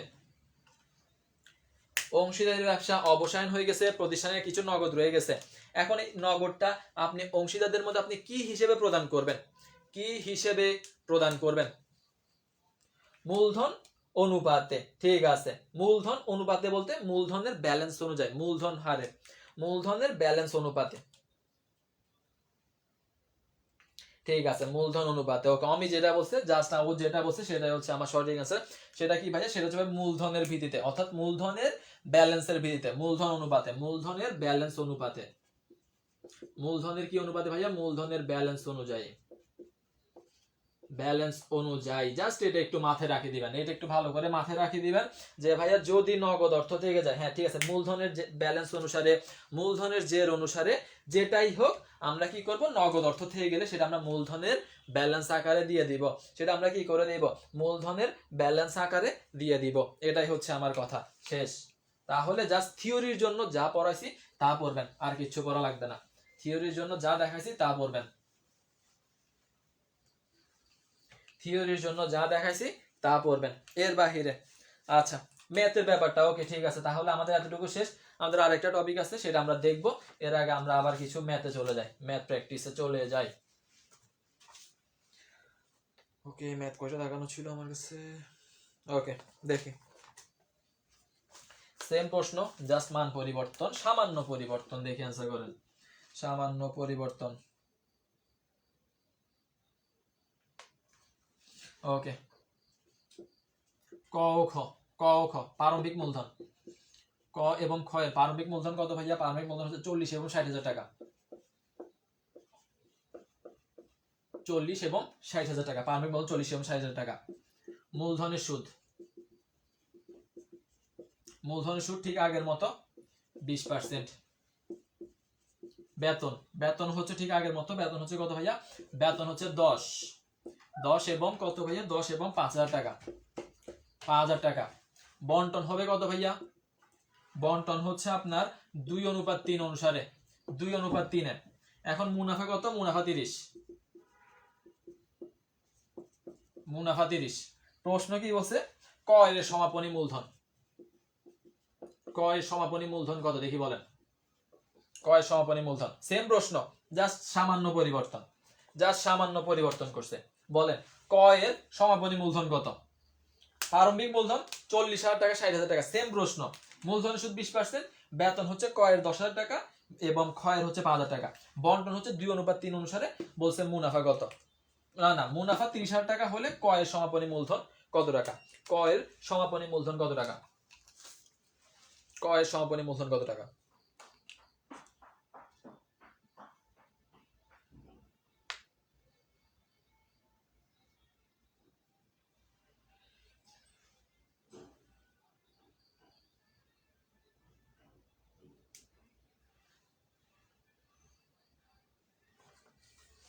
ক এর সমাপনী মূলধন কত টাকা?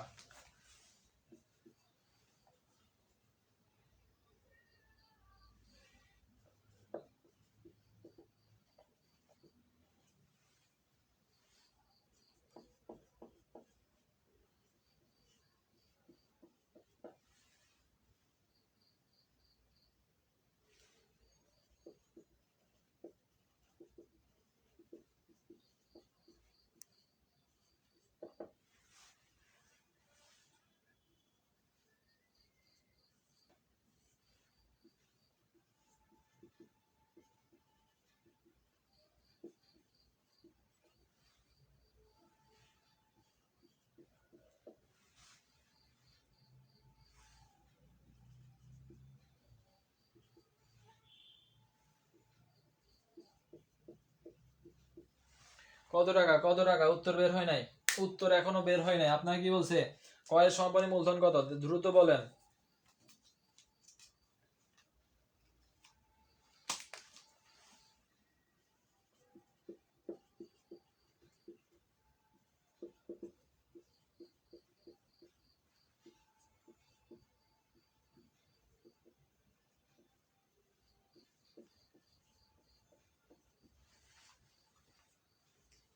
কত টাকা? 56,000 টাকা, 56,000 টাকা, 56,000 টাকা। ইমন আবার 54,000 টাকা, 56,000 টাকা। ওকে, 56, 54, 56, 54, ভেজাল লাগছে।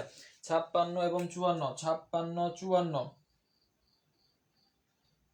কত হবে? কত হবে? 56 নাকি 54? 56 নাকি 54? ওকে, বাকিরা বলছে 56, 56, 56 বলছে। বাকিরা বলছে কত ভাইয়া? 56,000 টাকা। ওকে ভাইয়া, ক এর সমাপনী মূলধন, কার সমাপনী মূলধন ভাইয়া? ক এর সমাপনী মূলধন বের করতে বলছে। তাহলে ভাইয়া সে কি কি পাচ্ছে? মূলধনের সুদ পাচ্ছে 20%। মূলধনের সুদ 20% হলে ক এর হবে 8,000 টাকা। এরপরে ভাই সে বেতন পাচ্ছে কত? সে বেতন পাচ্ছে ভাই 10,000 টাকা, 10,000 টাকা। এখন আমাদের মুনাফা হচ্ছে 30,000 টাকা। 30,000 টাকা থেকে বাদ যাবে কত? 30,000 টাকা বাদ যাবে মূলধনের সুদ, মূলধনের সুদ বাদ যাবে গা। তাহলে মূলধনের সুদ কত আসে? মূলধনের সুদ আসছিল 20,000 টাকা, 20,000 টাকা ছিল এবং বেতন ছিল 15,000 টাকা। তার মানে আমাদের ক্ষতি ছিল, ক্ষতি ছিল কত ভাইয়া? ক্ষতি ছিল 5,000 টাকা, যার মধ্যে ক নিবে কত পার্সেন্ট? ক নিবে 2 অংশ, ক নিবে 2 অংশ, 2 অংশ মানে 2,000 টাকা ক কি নিবে? ক্ষতির অংশ নিবে, ক্ষতির অংশ নিবে। তাহলে এখানে কত? 40,000 টাকা হচ্ছে প্রারম্ভিক মূলধন, ক্ষতির অংশ 2,000 টাকা। তাহলে আমার যোগফল কত? 56,000 টাকা। 56 হবে, 56 হবে। এই যে অনেকে 54 বলছে, 54 হবে না, 54 হবে না। কত হবে? 56 হবে। কত হাজার টাকা হবে? 56,000 টাকা হবে, 56,000 টাকা, 56,000 টাকা। দেখি ভাইয়া এবার কারটা বলবেন, কারটা বলেন দেখি, বিয়েরটা বলেন। খ এর কত? খ এর সমাপনী মূলধন কত? খ খ এর সম্পত্তি মূলধন কত? খ এর সম্পত্তি মূলধন কত? ক এর হবে 56,000 টাকা। ক এর আচ্ছা বি এর হবে 78,000 টাকা। ওকে গুপ্তা সাহেব বলে দিছে 78,000 টাকা। এই যে আরেকজনে বলছে 74, এই যে আবার ভেজাল, আবার এই 4 এবং 2 এর মধ্যে ভেজাল আছে। 74 নাকি 76, 74 নাকি 78, 74 নাকি 78, 74। তার মানে সে ক্ষতি নিবে কত? সে যদি 2,000 টাকা নেয় তার মানে খ ক্ষতি নিবে 3,000 টাকা। খ ক্ষতি নিবে 3,000 টাকা। 60,000 টাকা হচ্ছে প্রারম্ভিক মূলধন। এরপরে সে সুদ পাচ্ছে কত ভাইয়া? সে সুদ পাচ্ছে 12,000 টাকা।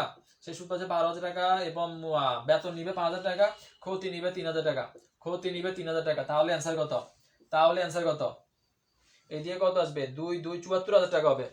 74,000 টাকা হবে। টাইপিং ভুল করছেন। ওকে টাইপিং ভুল করলে কত? 74,000 টাকা। 74,000 টাকা। তাহলে এটা অ্যান্সার কত? খ পাবে 74,000 টাকা। ওকে ডান। খ কত ভাইয়া? খ 74,000 টাকা এবং ক কত ভাইয়া? ক হচ্ছে 56,000 টাকা। খুব ভালো, আশা করি বুঝতে পারছেন। আশা করি বুঝতে পারছেন। এখন ভাইয়া উপরের প্রশ্নটা, আচ্ছা নিচের প্রশ্ন আমি একটু মুছে দিই।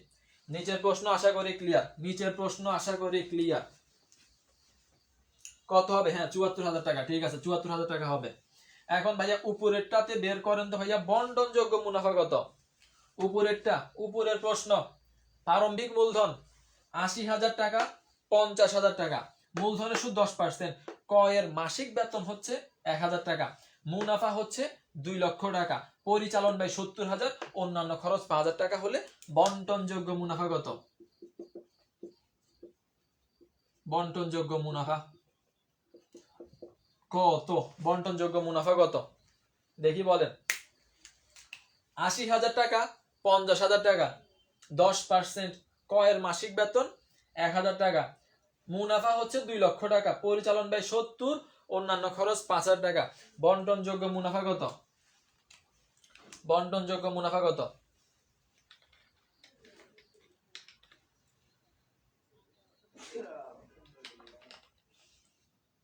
বন্টনযোগ্য মুনাফা কত?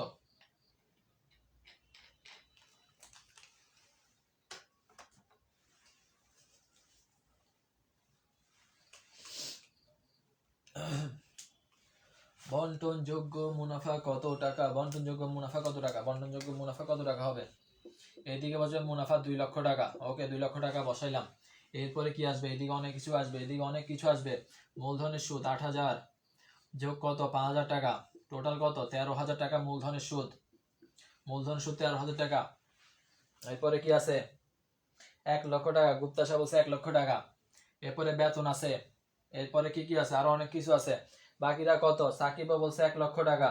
মিতু বলছে 1 লক্ষ টাকা। ওকে ঠিক আছে, অ্যান্সার মিলে গেছে আশা করি। 13,000 টাকা। ভাইয়া মাসিক বেতন কত ভাইয়া? ভাইয়া মাসিক বেতন বলছে, মাসিক বেতন বলছে 1,000 টাকা করে। মাসিক 1,000 টাকা। মাসিক 1,000। তার মানে বার্ষিক কত? বার্ষিক 12,000 টাকা বেতন। বার্ষিক 12,000। আর এদিকে খরচ 70, খরচ 5। টোটাল খরচ হচ্ছে 75,000 টাকা। তার মানে আমি দেখতেছি আমার ক্রেডিট পাশের যোগফল হচ্ছে 2 লক্ষ টাকা। 2 লক্ষ টাকা। এইদিকেও অ্যান্সার মিলবে কত? 2 লক্ষ টাকা। তার মানে 1 লক্ষ টাকা কি ভাইয়া? 1 লক্ষ টাকা হচ্ছে বন্টনযোগ্য মুনাফার কি ভাইয়া? বন্টনযোগ্য মুনাফার লাভের অংশ। বন্টনযোগ্য মুনাফার কিসের অংশ? বন্টনযোগ্য মুনাফার লাভের অংশ। এগুলাই হচ্ছে কাজ। এবারে বন্টনযোগ্য মুনাফা কি করে দিবেন?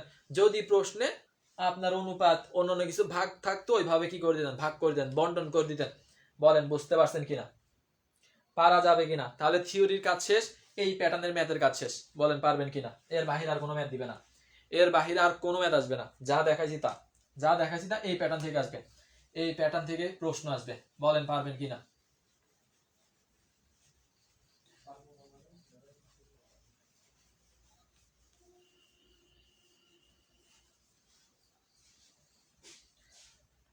ওকে জি ভাইয়া, ইনশাল্লাহ ইনশাল্লাহ। এখন ভাইয়া প্রশ্ন প্যাটার্ন নাম্বার 2। ভাইয়া প্রশ্ন আরেক জায়গা থেকে হয়, সেটা আমরা সবাই পারি। সেটা কি ভাইয়া? লাভ অনুপাত, ত্যাগ অনুপাত, নতুন অনুপাত। লাভ অনুপাত, ত্যাগ অনুপাত, নতুন অনুপাত। সবচেয়ে বেশি প্রশ্ন যেটা হয় সেটা হচ্ছে ভাইয়া নতুন অনুপাত। সবচেয়ে বেশি প্রশ্ন হয় কোন জায়গা থেকে ভাইয়া? নতুন অনুপাত কত? যেটা এবছর ঢাবিতেও আসছে, যেটা এবছর ঢাকা বিশ্ববিদ্যালয় আসছে। তো রাজশাহী বিশ্ববিদ্যালয় দিবে, গুচ্ছর মধ্যেও দিবে, কুমিল্লাতেও দিবে, সবাই দিবে। নতুন অনুপাত কত? নতুন অনুপাত কত? সো এখানের ক্ষেত্রে আমি আর কি করাবো? নতুন অনুপাত আমি প্রশ্ন দিই, আপনারা পারেন, আপনারা অ্যান্সার করবেন, না পারলে আমি একটু দেখাই দিব। নতুন অনুপাত কত? ঠিক আছে। ওকে, অংশ গ্রহণ করলো। আচ্ছা, ওকে, প্রশ্ন নাম্বার 1 সেটা হচ্ছে ভাইয়া ক এবং খ। আমি প্রশ্ন বড় করে লিখতেছি, আমি ছোট করে লিখতেছি। ক এবং খ এর মুনাফা বন্টন অনুপাত হচ্ছে 5:4। ক খ এর মুনাফা বন্টন অনুপাত 5:4। তারা গ কে নিছে, তারা গ কে নিছে 5/1 হিসেবে, 5/1 আপনাকে বলছে কি, আপনাকে বলছে নতুন অনুপাত কত দেখি বলেন, নতুন অনুপাত কত দেখি বলে ফেলেন, নতুন অনুপাত কত? এই প্রশ্নগুলা খুবই সহজ বা ক খ এর অনুপাত হচ্ছে 5:4, তারা গ কে অংশ নিয়েছে 5/1। আপনাকে বলছে নতুন অনুপাত কত, আপনাকে বলছে নতুন অনুপাত কত টাকা, নতুন অনুপাত কত, নতুন অনুপাত কত?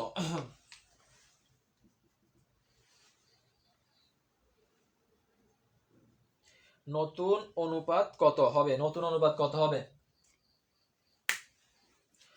নতুন অনুপাত কত হবে?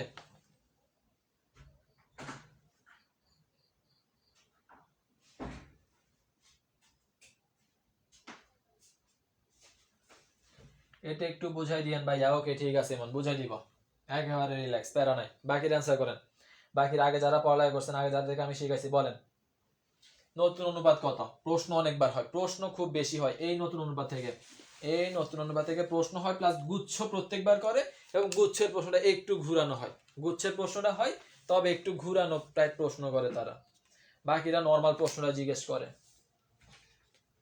কোথায় নতুন অনুপাত কত, নতুন অনুপাত কত হবে, নতুন অনুপাত কত হবে, কত হবে, কত হবে? ওকে, আমরা একটু খেয়াল করি আচ্ছা কি আসবে, নতুন অনুপাত কত, 20, 16, 9। আচ্ছা 20, 16, 9, সে কনফিউজড, 20, 16, 9, গুপ্তা শাহ 20, 16, 9। ওকে আসেন আমরা একটু ক্লিয়ার করি, ইমন, ইমন ভালোভাবে ক্লিয়ার করো। 20, 16, 9, এই যে হাবিবা, এইসব আচরণের জন্য মন যে চায়, বিশ্বাস করেন আপনারা, আমি কতবার বলছি, আপনারা আমি কতবার বলছি যে তিনটা সংখ্যা যখন একসাথে বিভাজ্য হবে তখন আপনি বিভাজন করবেন।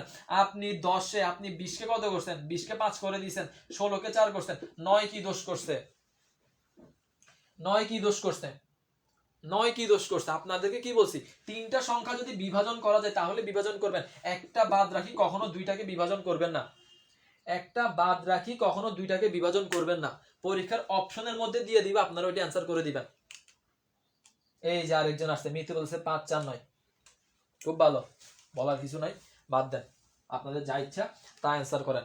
আর যারা বলছেন 20, 16, 9, আপনাদের অ্যান্সার ঠিক আছে, আপনাদের অ্যান্সার ঠিক আছে, 20, 16, 9 আপনাদের অ্যান্সার ঠিক আছে। এখন ইমন একটু ক্লিয়ার করো ভাইয়া, ঘ কাকে আনছে ভাইয়া, গ কে আনছে, ভাইয়া গ পাবে 5/1।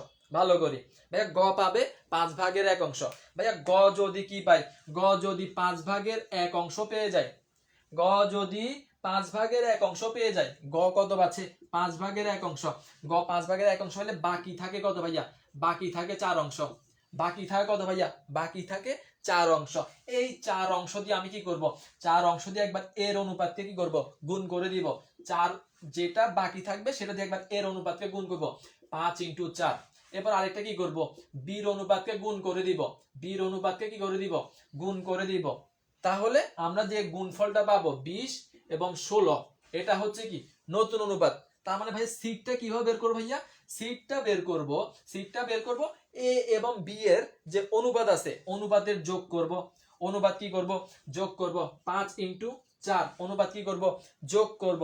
যোগ করার পর সে যত অংশ পাচ্ছে, সে যত অংশ পাবে সেটা দ্বারা গুণ করে দিব, সেটা দ্বারা গুণ করে দিব, গুণ করলে কত হবে, 9 হবে, সেটা দ্বারা গুণ করলে কত হবে, 9 হবে। তাহলে উত্তর কত, 20, 16, 9, 20, 16, 9।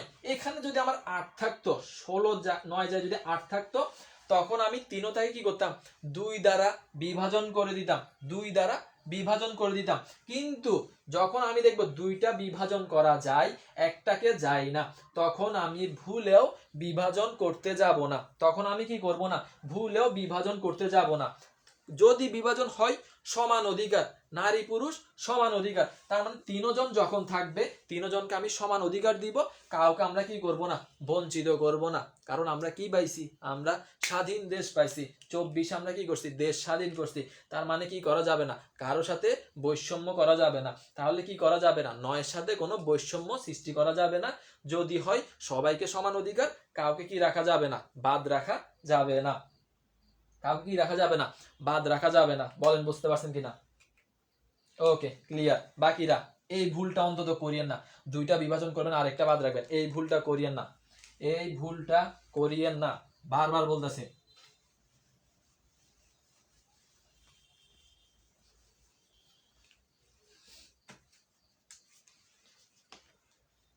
ওকে, পরবর্তী প্রশ্ন, পরবর্তী প্রশ্ন। ওকে, পরবর্তী প্রশ্ন আবার সেম। ক এবং ক্ষয়ের অনুপাত কত দিছে? ক এবং ক্ষয়ের অনুপাত হচ্ছে 3:2। 3:2। গ পাচ্ছে কত অংশ ভাইয়া? গ পাচ্ছে 7/3 অংশ। 7/3 অংশ। বলছে নতুন কত? বলছে নতুন কত, দেখি বলেন নতুন কত। Same math, same math. ক ক্ষয়ের অনুপাত 3:2, গ পাবে 7/3 অংশ। তাহলে নতুন অনুপাত কত? তাহলে নতুন অনুপাত কত?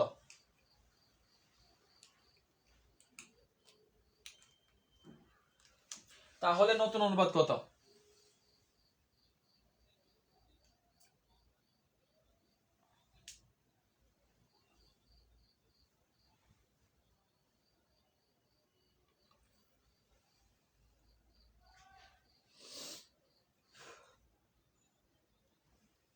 কত বলছেন? 12/8/5। 12/8/5। 12/8/5। ওকে, দেখা যাক। 12/8/5, 12/8/5, 12/8/5, 12/8/5 আসলে কি?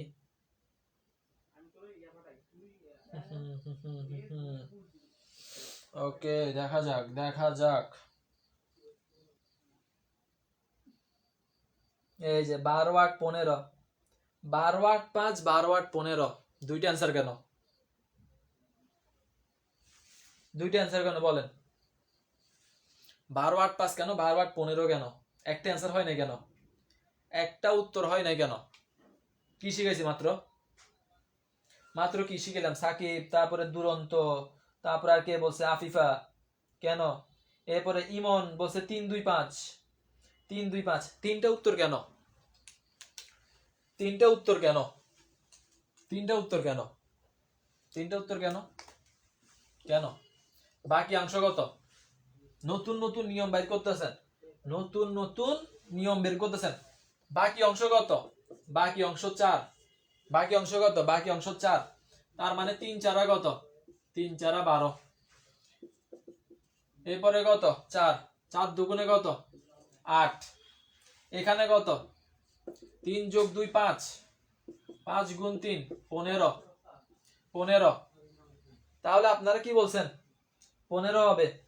15 হবে। তার মানে আপনারা কি বলছেন? এখানে একটা ভুল করছেন, বলছেন 5। এটা কি করছেন? এটা কি করছেন? যোগ করছেন। অংশ পাচ্ছে কত? 3। কত দ্বারা গুণ হবে? যত অংশ হবে তত দ্বারা গুণ হবে, 3 দ্বারা গুণ হবে। এখানে 1 পাইছে, 1 অংশ ছিল সেজন্য 1 দিয়ে গুণ। এখানে 3 পাইলে 3 দিয়ে গুণ। তাহলে আপনারা কি করছেন? আপনারা হয়তো 1 দিয়ে গুণ করে 5 বসাই দিয়েছেন। আপনারা কি করছেন? 1 দিয়ে গুণ করে 5 বসাই দিয়েছেন। তাহলে কি হবে? 3 + 2 অংশ কত? 3। তাহলে 3-5 15। 3-5 15। এরপরে ইমন, ইমন যেটা করছে 3-2-5, 3-2-5, সে কি করছে? এটাকে 4 দ্বারা ভাগ করছে। এটাকে 4 দ্বারা ভাগ করে কত বলছে? 3 বলছে। এটাকে 4 দ্বারা ভাগ করে কত বলছে? 3 2 বলছে। 2 বলছে। আর এটাকে কত দ্বারা ভাগ করছে? এটাকে 5 দ্বারা ভাগ করছে। এটাকে 5 দ্বারা ভাগ করে কত বলছেন? এটাকে 5 দ্বারা ভাগ করে কত বলছেন? 5 দ্বারা ভাগ, আচ্ছা না, 3 দ্বারা ভাগ করছেন। 3 দ্বারা ভাগ করে এটাকে বলছেন 5। কমন নিতে হয় একটা সংখ্যা দিয়ে। কয়টা সংখ্যা নিছেন? দুইটা সংখ্যা কেন নিবেন? কমন নিবেন যে কোনো একটা সংখ্যা, যেটা দিয়ে যদি যাই 2 দ্বারা ভাগ গেলে সবাইকে সেম ভাবে ভাগ যাবে, 3 দ্বারা ভাগ গেলে সবাই সেম ভাবে ভাগ যাবে, একজনের জন্য 2, একজনের জন্য 3, আরেকজনের জন্য 4, এরকম কোনো নিয়ম হবে না। এরকম কোনো কি হবে না? নিয়ম হবে না। বলেন ক্লিয়ার হয়েছে কিনা? বলেন ক্লিয়ার হয়েছে না? আমি আর বুঝাবো না, শেষ, আমার কাজ শেষ। বলেন ক্লিয়ার হয়েছে কিনা? নতুন অনুপাত শেষ, দুইটা দেখাইছি। এবার দুইটা আপনি ক্লিয়ার করে নেবেন। বলেন বুঝতে পারছেন কিনা? যা ভুল দেখছেন, ভুল করছেন শিখার জন্য করছেন। এখন এই ভুল এক্সাম হলেও করা যাবে না, ভবিষ্যতে করা যাবে না।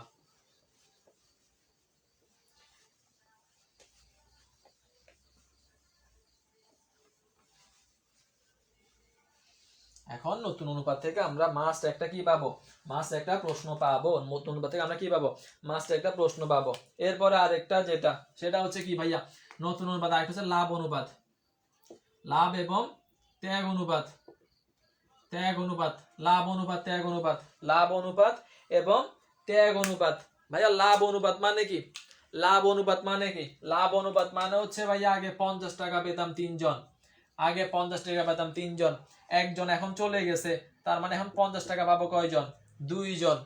50 টাকা পাবো কয়জন, দুইজন। তাহলে যখন কেউ চলে যাবে, কেউ চলে যাবে ভাইয়া, চলে গেলে লাভ, চলে গেলে কি হবে, চলে গেলে লাভ অনুপাত হবে, চলে গেলে লাভ অনুপাত।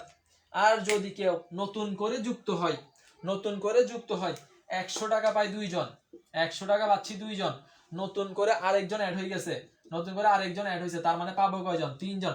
তার মানে যদি কি হয়, যুক্ত হয়, যুক্ত হইলে কি হয় ভাইয়া, যুক্ত হইলে ত্যাগ অনুপাত, চলে গেলে লাভ অনুপাত, যুক্ত হলে ত্যাগ অনুপাত, চলে গেলে কি হবে, চলে গেলে, চলে গেলে কি হবে, চলে গেলে লাভ অনুপাত, যুক্ত হলে ত্যাগ অনুপাত। এখন এগুলা জাস্ট আমরা একটা আড়াআড়ি গুণ করব, আড়াআড়ি গুণ করে বড় থেকে ছোট বিয়োগ করলে অ্যান্সার শেষ, বড় থেকে ছোট বিয়োগ করলে অ্যান্সার শেষ, অ্যান্সার শেষ। আচ্ছা, ক খ গ গ অবশ্য নিল 3:2।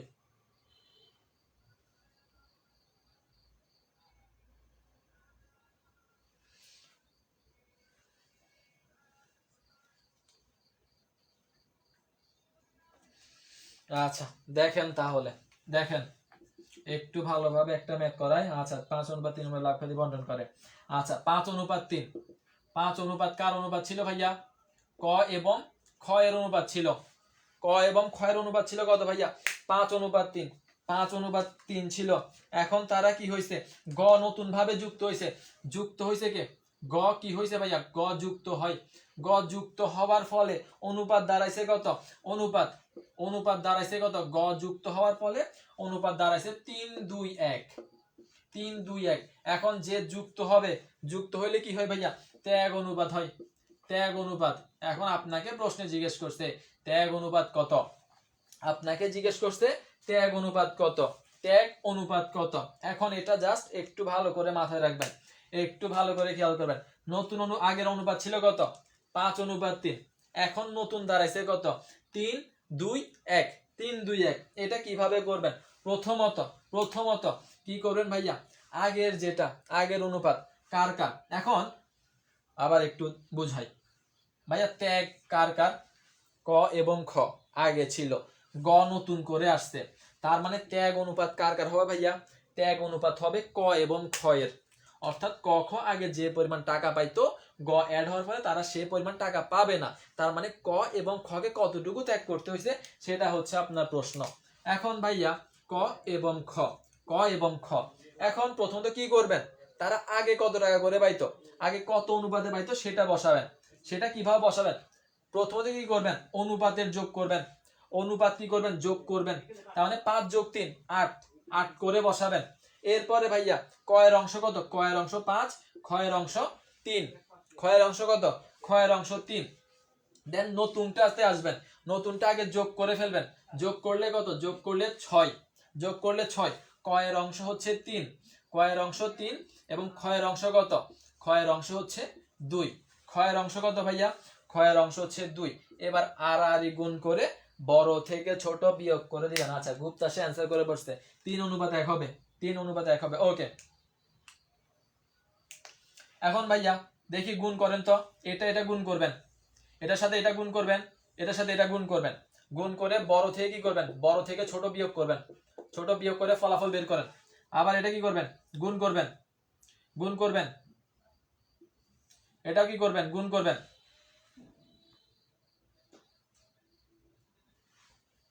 এটাও কি করে দিবেন, গুণ করে দিবেন। আচ্ছা 3:1, 3:1, বাকিরা এটা করেন, এটা করেন, এটা করেন, গুণ করেন, গুণ করার পরে এরপরে ফলাফল বের করে দেন।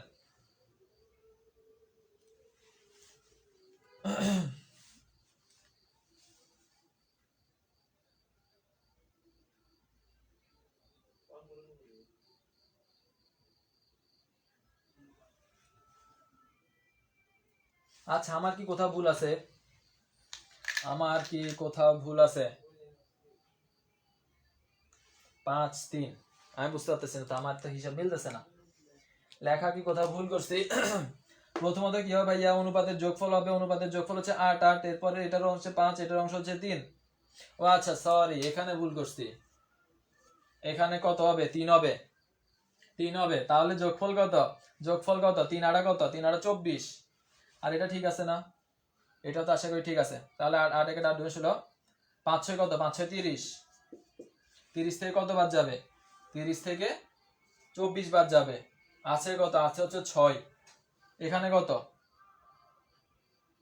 18। 18 থেকে 16 বাদ যাবে। আছে কত? আছে হচ্ছে 2। তার মানে 3 অনুপাত 1। 3 অনুপাত 1, 3 অনুপাত 1। ঠিক আছে, ঠিক আছে, বলেন বুঝতে পারছেন কিনা? লাভের ক্ষেত্রে ঠিক সেম কাজ করবেন, ত্যাগের ক্ষেত্রে ঠিক সেম কাজ করবেন, ত্যাগের ক্ষেত্রে ঠিক সেম কাজ করবেন। 3 অনুপাত 1, ঠিক আছে, 3 অনুপাত 1। একটু ভুল ছিল, এখানে আমি ভুলে 6 রেখে ফেলছি। কত হবে? 6 ভাগের 3 অংশ। তার মানে কি করব? অনুপাত যোগ করব, অনুপাত যোগ করে বসাই দিব, দেন কার অংশ কত সেটা বসাবো। এরপর আর আর গুণ করে বড় থেকে ছোট বিয়োগ করার পরে যেটা ফলাফল সেটাই আমার অ্যান্সার। এখন ভাইয়া দুইটাই কিন্তু 2 দ্বারা বিভাজ্য, 2 দ্বারা বিভাজ্য হলে বিভাজ্য করে দিব, বিভাজ্য করে দিব। এবং মাথায় রাখবেন উত্তরের ক্ষেত্রে অপশনে অপশনে ক নাম্বারটা বলছে 6 অনুপাত 2, খ নাম্বার বলছে 3 অনুপাত 1। কাকে অ্যান্সার করবেন? অবশ্যই যেটা বিভাজন করছেন সেটাকে অ্যান্সার করবেন, এটাকে ভুলেও অ্যান্সার দিবেন না। এটা কি করা যাবে না, ভুলেও উত্তর দেওয়া যাবে না। বলেন বুঝছেন কিনা, বুঝতে পারছেন কিনা? লাভের ক্ষেত্রে যে কথা, ত্যাগের ক্ষেত্রে সেম কথা। একই নিয়মে বসাবেন, একই নিয়মে যোগ বিয়োগ করে দিবেন আর আরিতে।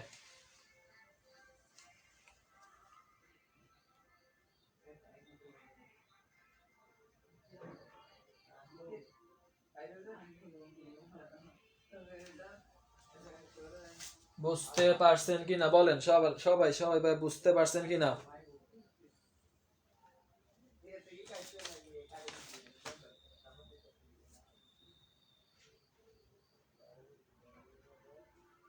ওকে জি, ক্লিয়ার। ওকে, ক্লিয়ার হলে দেখি ভাইয়া সেম প্রশ্ন, সেম প্যাটার্ন, সেম প্যাটার্ন। এখানে কি বলছে? ত্যাগ অনুপাত, অনুপাত ছিল 5 অনুপাত 4, অনুপাত ছিল 5 অনুপাত 4, এবং নতুন করে যুক্ত হওয়ার পরে অনুপাত দাঁড়াইছে 3 2 2। আপনাকে বলছে ত্যাগ অনুপাত কত, দেখি বলেন। ওকে, ক্লিয়ার। 5 অনুপাত 4, 3 2 2, বলছে ত্যাগ অনুপাত কত?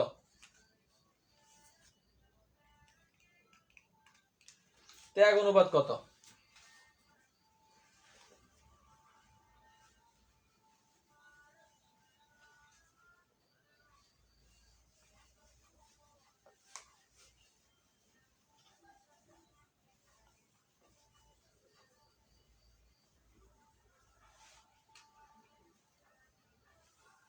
পাঁচ অনুপাত 4, 3 2 2 2, ত্যাগ অনুপাত কত?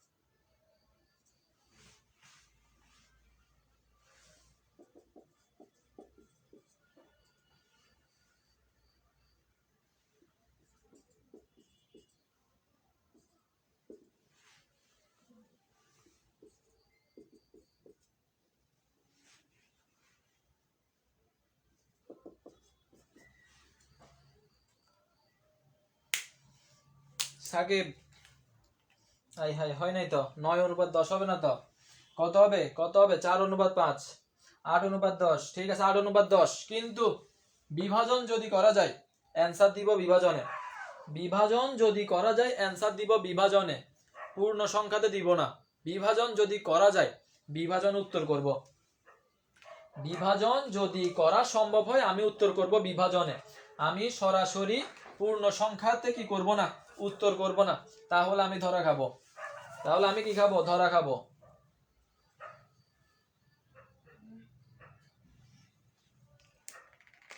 ওকে, ডান। এখন আসেন লাস্ট আরেকটা। ক খ গ। অনুপাত ছিল কত ভাইয়া? অনুপাত ছিল 4, 2, 1। ক খ গ এর অনুপাত ছিল 4, 2, 1। অবসর, অবসর কে গ্রহণ করছে? অবসর নিচে খ, অবসর নিচে খ। খ অবসর নেওয়ার ফলে আপনার কি দাঁড়াইছে? নতুন অনুপাত দাঁড়াইছে কত? নতুন অনুপাত দাঁড়াইছে 3:2। আপনাকে বলছে লাভ অনুপাত কত? দেখি অ্যান্সার করেন। Same pattern, same pattern. বিয়োগে ভুল হয়েছে 8 এর জায়গায়, হ্যাঁ ঠিক আছে, বিয়োগে ভুল করছেন। তাহলে কত হবে? 8 হবে। এখন 8:10, বিভাজন যায় 2 দ্বারা, তার মানে 4:5 হচ্ছে সঠিক উত্তর। 4:5 হচ্ছে সঠিক উত্তর। এটা ভালো করে খেয়াল করবেন। অনুপাত ক খ গ এর অনুপাত ছিল 4, 2, 1। অবসর গ্রহণ করছে খ, তাহলে নতুন অনুপাত আছে 3:2। বলছে লাভ অনুপাত কত? লাভ অনুপাত কত? সেম প্যাটার্ন, সেম প্যাটার্ন, কোনো পরিবর্তন নাই, কোনো পরিবর্তন নাই।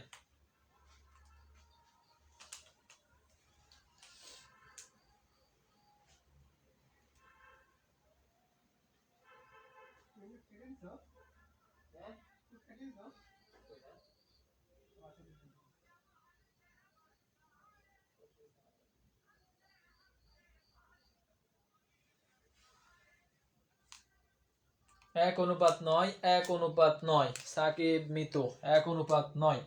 ওকে, দেখা যাক বাকিদের অ্যান্সার কত হয়। বাকিদের অ্যান্সার কত হয়?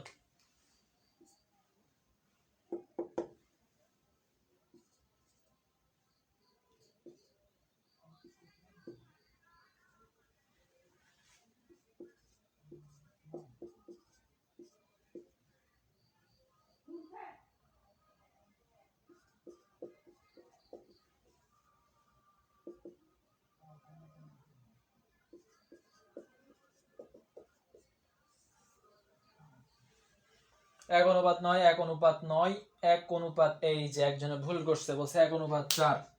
1:4। সে ভুল করছে কেন? সে ভুল করছে কেন? সে, তাকে এটা খেয়াল করতে হবে, অবসর গ্রহণ করছে খ। অবসর কে? খ।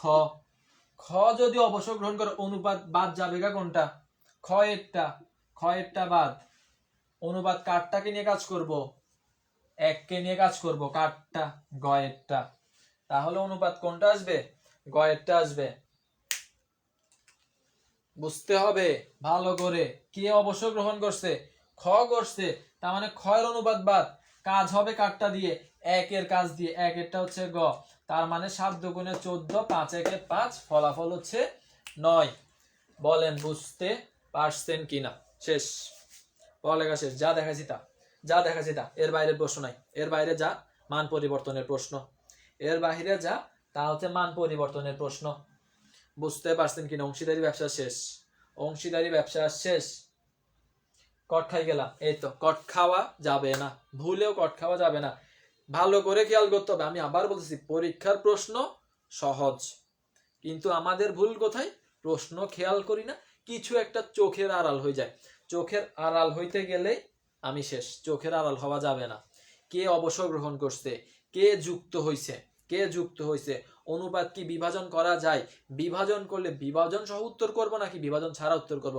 প্রতিটা জিনিস ভালোভাবে খেয়াল রাখতে হবে। তাহলে ইজিলি পুরো 35 মার্ক হইলে 35-এ 30 তোলায় খুব সহজ। এরপর আর কি কি আছে? 25 হইলে 25-এর ক্ষেত্রে 20-22 পাবা, খুবই সহজ, খুবই সহজ। আর প্রশ্নের ক্ষেত্রে আরেকটা বিষয়, আরেকটা বিষয় আজকে বলতেছি, প্রশ্ন কয় লাইনের? প্রশ্ন রাজশাহীর ক্ষেত্রে রাজশাহী খুব সংক্ষিপ্ত প্রশ্ন করবে, কিন্তু কুমিল্লার ক্ষেত্রে কুমিল্লা করবে 3-4 লাইনের প্রশ্ন, যাতে আপনার কি হয়, সময় নষ্ট হয়। আপনার কি হয়, সময় নষ্ট হয়। আপনি প্রশ্ন উত্তর করার ক্ষেত্রে কিভাবে উত্তর করবেন, প্রশ্নের শেষে পড়বেন, জাস্ট শেষে কি জানতে চাওয়া হয়েছে, শেষে কি জানতে চাওয়া হয়েছে সেটার উপর ডিপেন্ড করে আপনি উপরের লাইনগুলো পড়বেন। প্রথমত উপরের লাইন পড়ে সময় নষ্ট করবেন না, প্রথমত উপরের লাইন পরে সময় নষ্ট হবে না।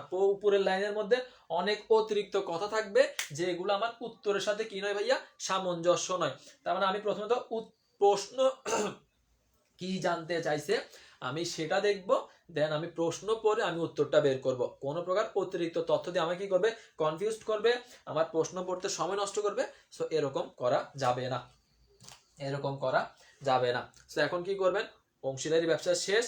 আর কয়টা, সর্বোচ্চ হইলে দ্বিতীয় পত্র থেকে আর 3টা লেকচার দিব। 3টা লেকচার দিলে হিসাব বিজ্ঞানের কাজ শেষ। অনুপাত একদিন পড়াই দিব। এরপরে কি আছে, মজুদ পণ্য আছে, শেয়ার মূলধন আছে, নগদ প্রবাহ বিবরণী আছে আমার জানা মতে। আর মেবি 3 থেকে 4টা লেকচার বাকি। এইগুলো দিলে আপনার হিসাব বিজ্ঞান শেষ, হিসাব বিজ্ঞান শেষ। এরপরে ম্যানেজমেন্ট ধরে ম্যানেজমেন্ট হুট করে শেষ করে ফেলবো। দেন এর পরবর্তীতে কি হবে, এর পরবর্তীতে শুধুমাত্র প্রশ্ন ব্যাংক সমাধান, শুধু প্রশ্ন ব্যাংক সমাধান করব। আর একটা কথা, আগামীকাল থেকে কি শুরু, এক্সাম বেচের এক্সাম শুরু। মনে আছে তো সবার, সবার কি মনে আছে, আগামীকাল থেকে এক্সাম বেচের এক্সাম শুরু। একটা এক্সাম কখন, একটা এক্সাম দুপুর 3টা, আর একটা এক্সাম হচ্ছে রাত 10টা। আমি মেসেঞ্জার গ্রুপের লিংক, প্রাইভেট গ্রুপের লিংক দিয়ে দিব, ক্লাস শেষে দিয়ে দিব, জয়েন হয়ে যাবেন।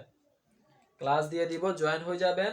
গ্রুপের ভিতরে রুটিন দেয়া আছে, গ্রুপের ভিতরে রুটিন দেয়া আছে। রুটিন এগুলো টপিক এবং রুটিন এগুলো হচ্ছে আগের মতো, আগের এক্সামগুলোর মতো।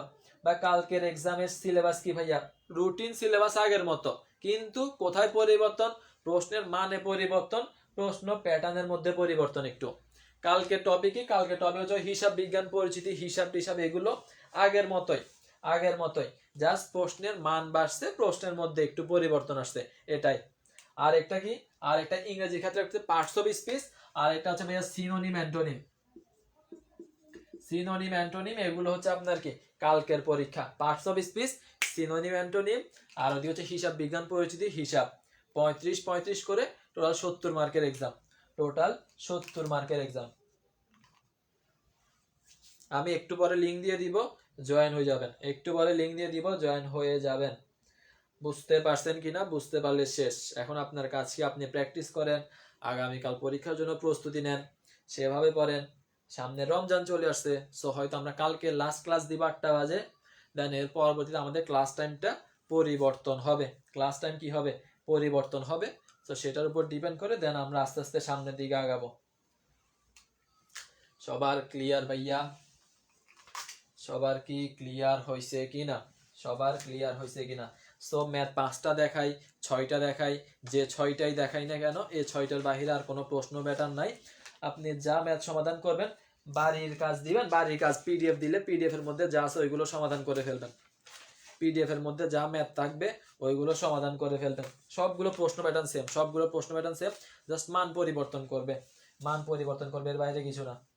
বা কালকে তো তারাবির নামাজ হবে, ক্লাস কখন, আচ্ছা কালকে যদি কি হয়, তারাবির নামাজ হইলে তাহলে ধরেন কালকে ক্লাস বন্ধ, মোটামুটি একটা শিডিউল করে দিবে, এগুলো নিয়ে প্যারা খাওয়ার দরকার নাই। এগুলো নিয়ে যদি কালকে তারাবির নামাজ হয়, তো তারাবির নামাজ হইলে তো 8টা বাজে ক্লাস দেওয়া যাবে না, 8টা বাজে ক্লাস দেওয়া যাবে না। সো ক্লাস টাইমটা হয়তো 10টার পরে চলে যাবে, রাতের 10টার পরে, অর্থাৎ 10টা 15 বা 10টা বাজে, অথবা এইদিকে আবার দুপুরের দিকে 3টা বাজে, যে কোনো একটা হবে, যে কোনো একটা হবে, দেখা যাক সেটা, দেখা যাচ্ছে। মোটামুটি হিসাব বিজ্ঞান শেষ মানে মনে করেন প্রস্তুতির অনেকাংশ শেষের দিকে। না না, যদি কালকে তাহলে যদি তারাবি হয় তাহলে 8টার সময়টা বাদ, 8টার সময়টা বাদ। দেন এটা আপনাদের উপর ডিপেন্ড করে, আপনারা কি রাতে 10টার পরে ক্লাস নেবেন নাকি আপনারা দুপুরের দিকে নেবেন, সেটা আপনাদের উপর ডিপেন্ড করবে। আপনারা জানাবেন, আমরা সেই অনুযায়ী আগে যাবো আর কি। যেহেতু আমাদের হিসাব বিজ্ঞান আর 3টা লেকচার দিলে শেষ, এরপর ম্যানেজমেন্টও ধরে ধরে চলে যাবে। ম্যানেজমেন্ট নিয়ে প্যারা খাওয়ার দরকার নেই, মার্কেটিং নিয়ে প্যারা খাওয়ার দরকার নাই, রাতে নিয়েন ভাইয়া, দুপুরে না। আচ্ছা ঠিক আছে, তাহলে রাতে কয়টা, রাতে 10টার পরে, 10টার পরে হবে রাতে। রাতে যদি ক্লাস নেই রাতে 10টার পরে। আর যদি মাঝে মাঝে একটু রিভিশন দেওয়া লাগে ওইগুলো এমসিকিউ গুলো সকালে, আচ্ছা ঠিক আছে সকালে দিলাম না,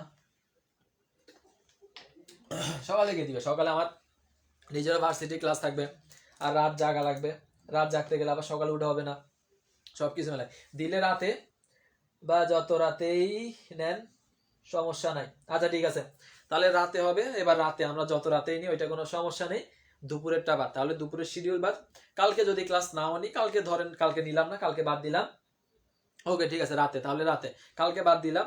তাহলে এর পরবর্তী থেকে আমরা কয়টার পরে? 10টার পরে। 10টার পরে মোটামুটি ইফতার সবকিছু শেষ করে আস্তে ধীরে আমরা এরপরে কি করলাম? ক্লাস কন্টিনিউ করলাম। ওকে ঠিক আছে, তাহলে কথা না বাড়াই, পিডিএফ দিয়ে দিব আর গ্রুপের লিংক আমি পাঠিয়ে দিব। ক্লাস শেষে জয়েন করে ফেলবেন, আস্তে আস্তে জয়েন করে ফেলবেন। আচ্ছা এমন ভাবে নিয়ান যাতে সেরি করে ঘুমাতে সমস্যা না হয়। না না ওইরকম কোনো নিব না, ওইরকম কোনো ক্লাস শিডিউল থাকবে না, ঘুমাইতে পারবেন যথেষ্ট।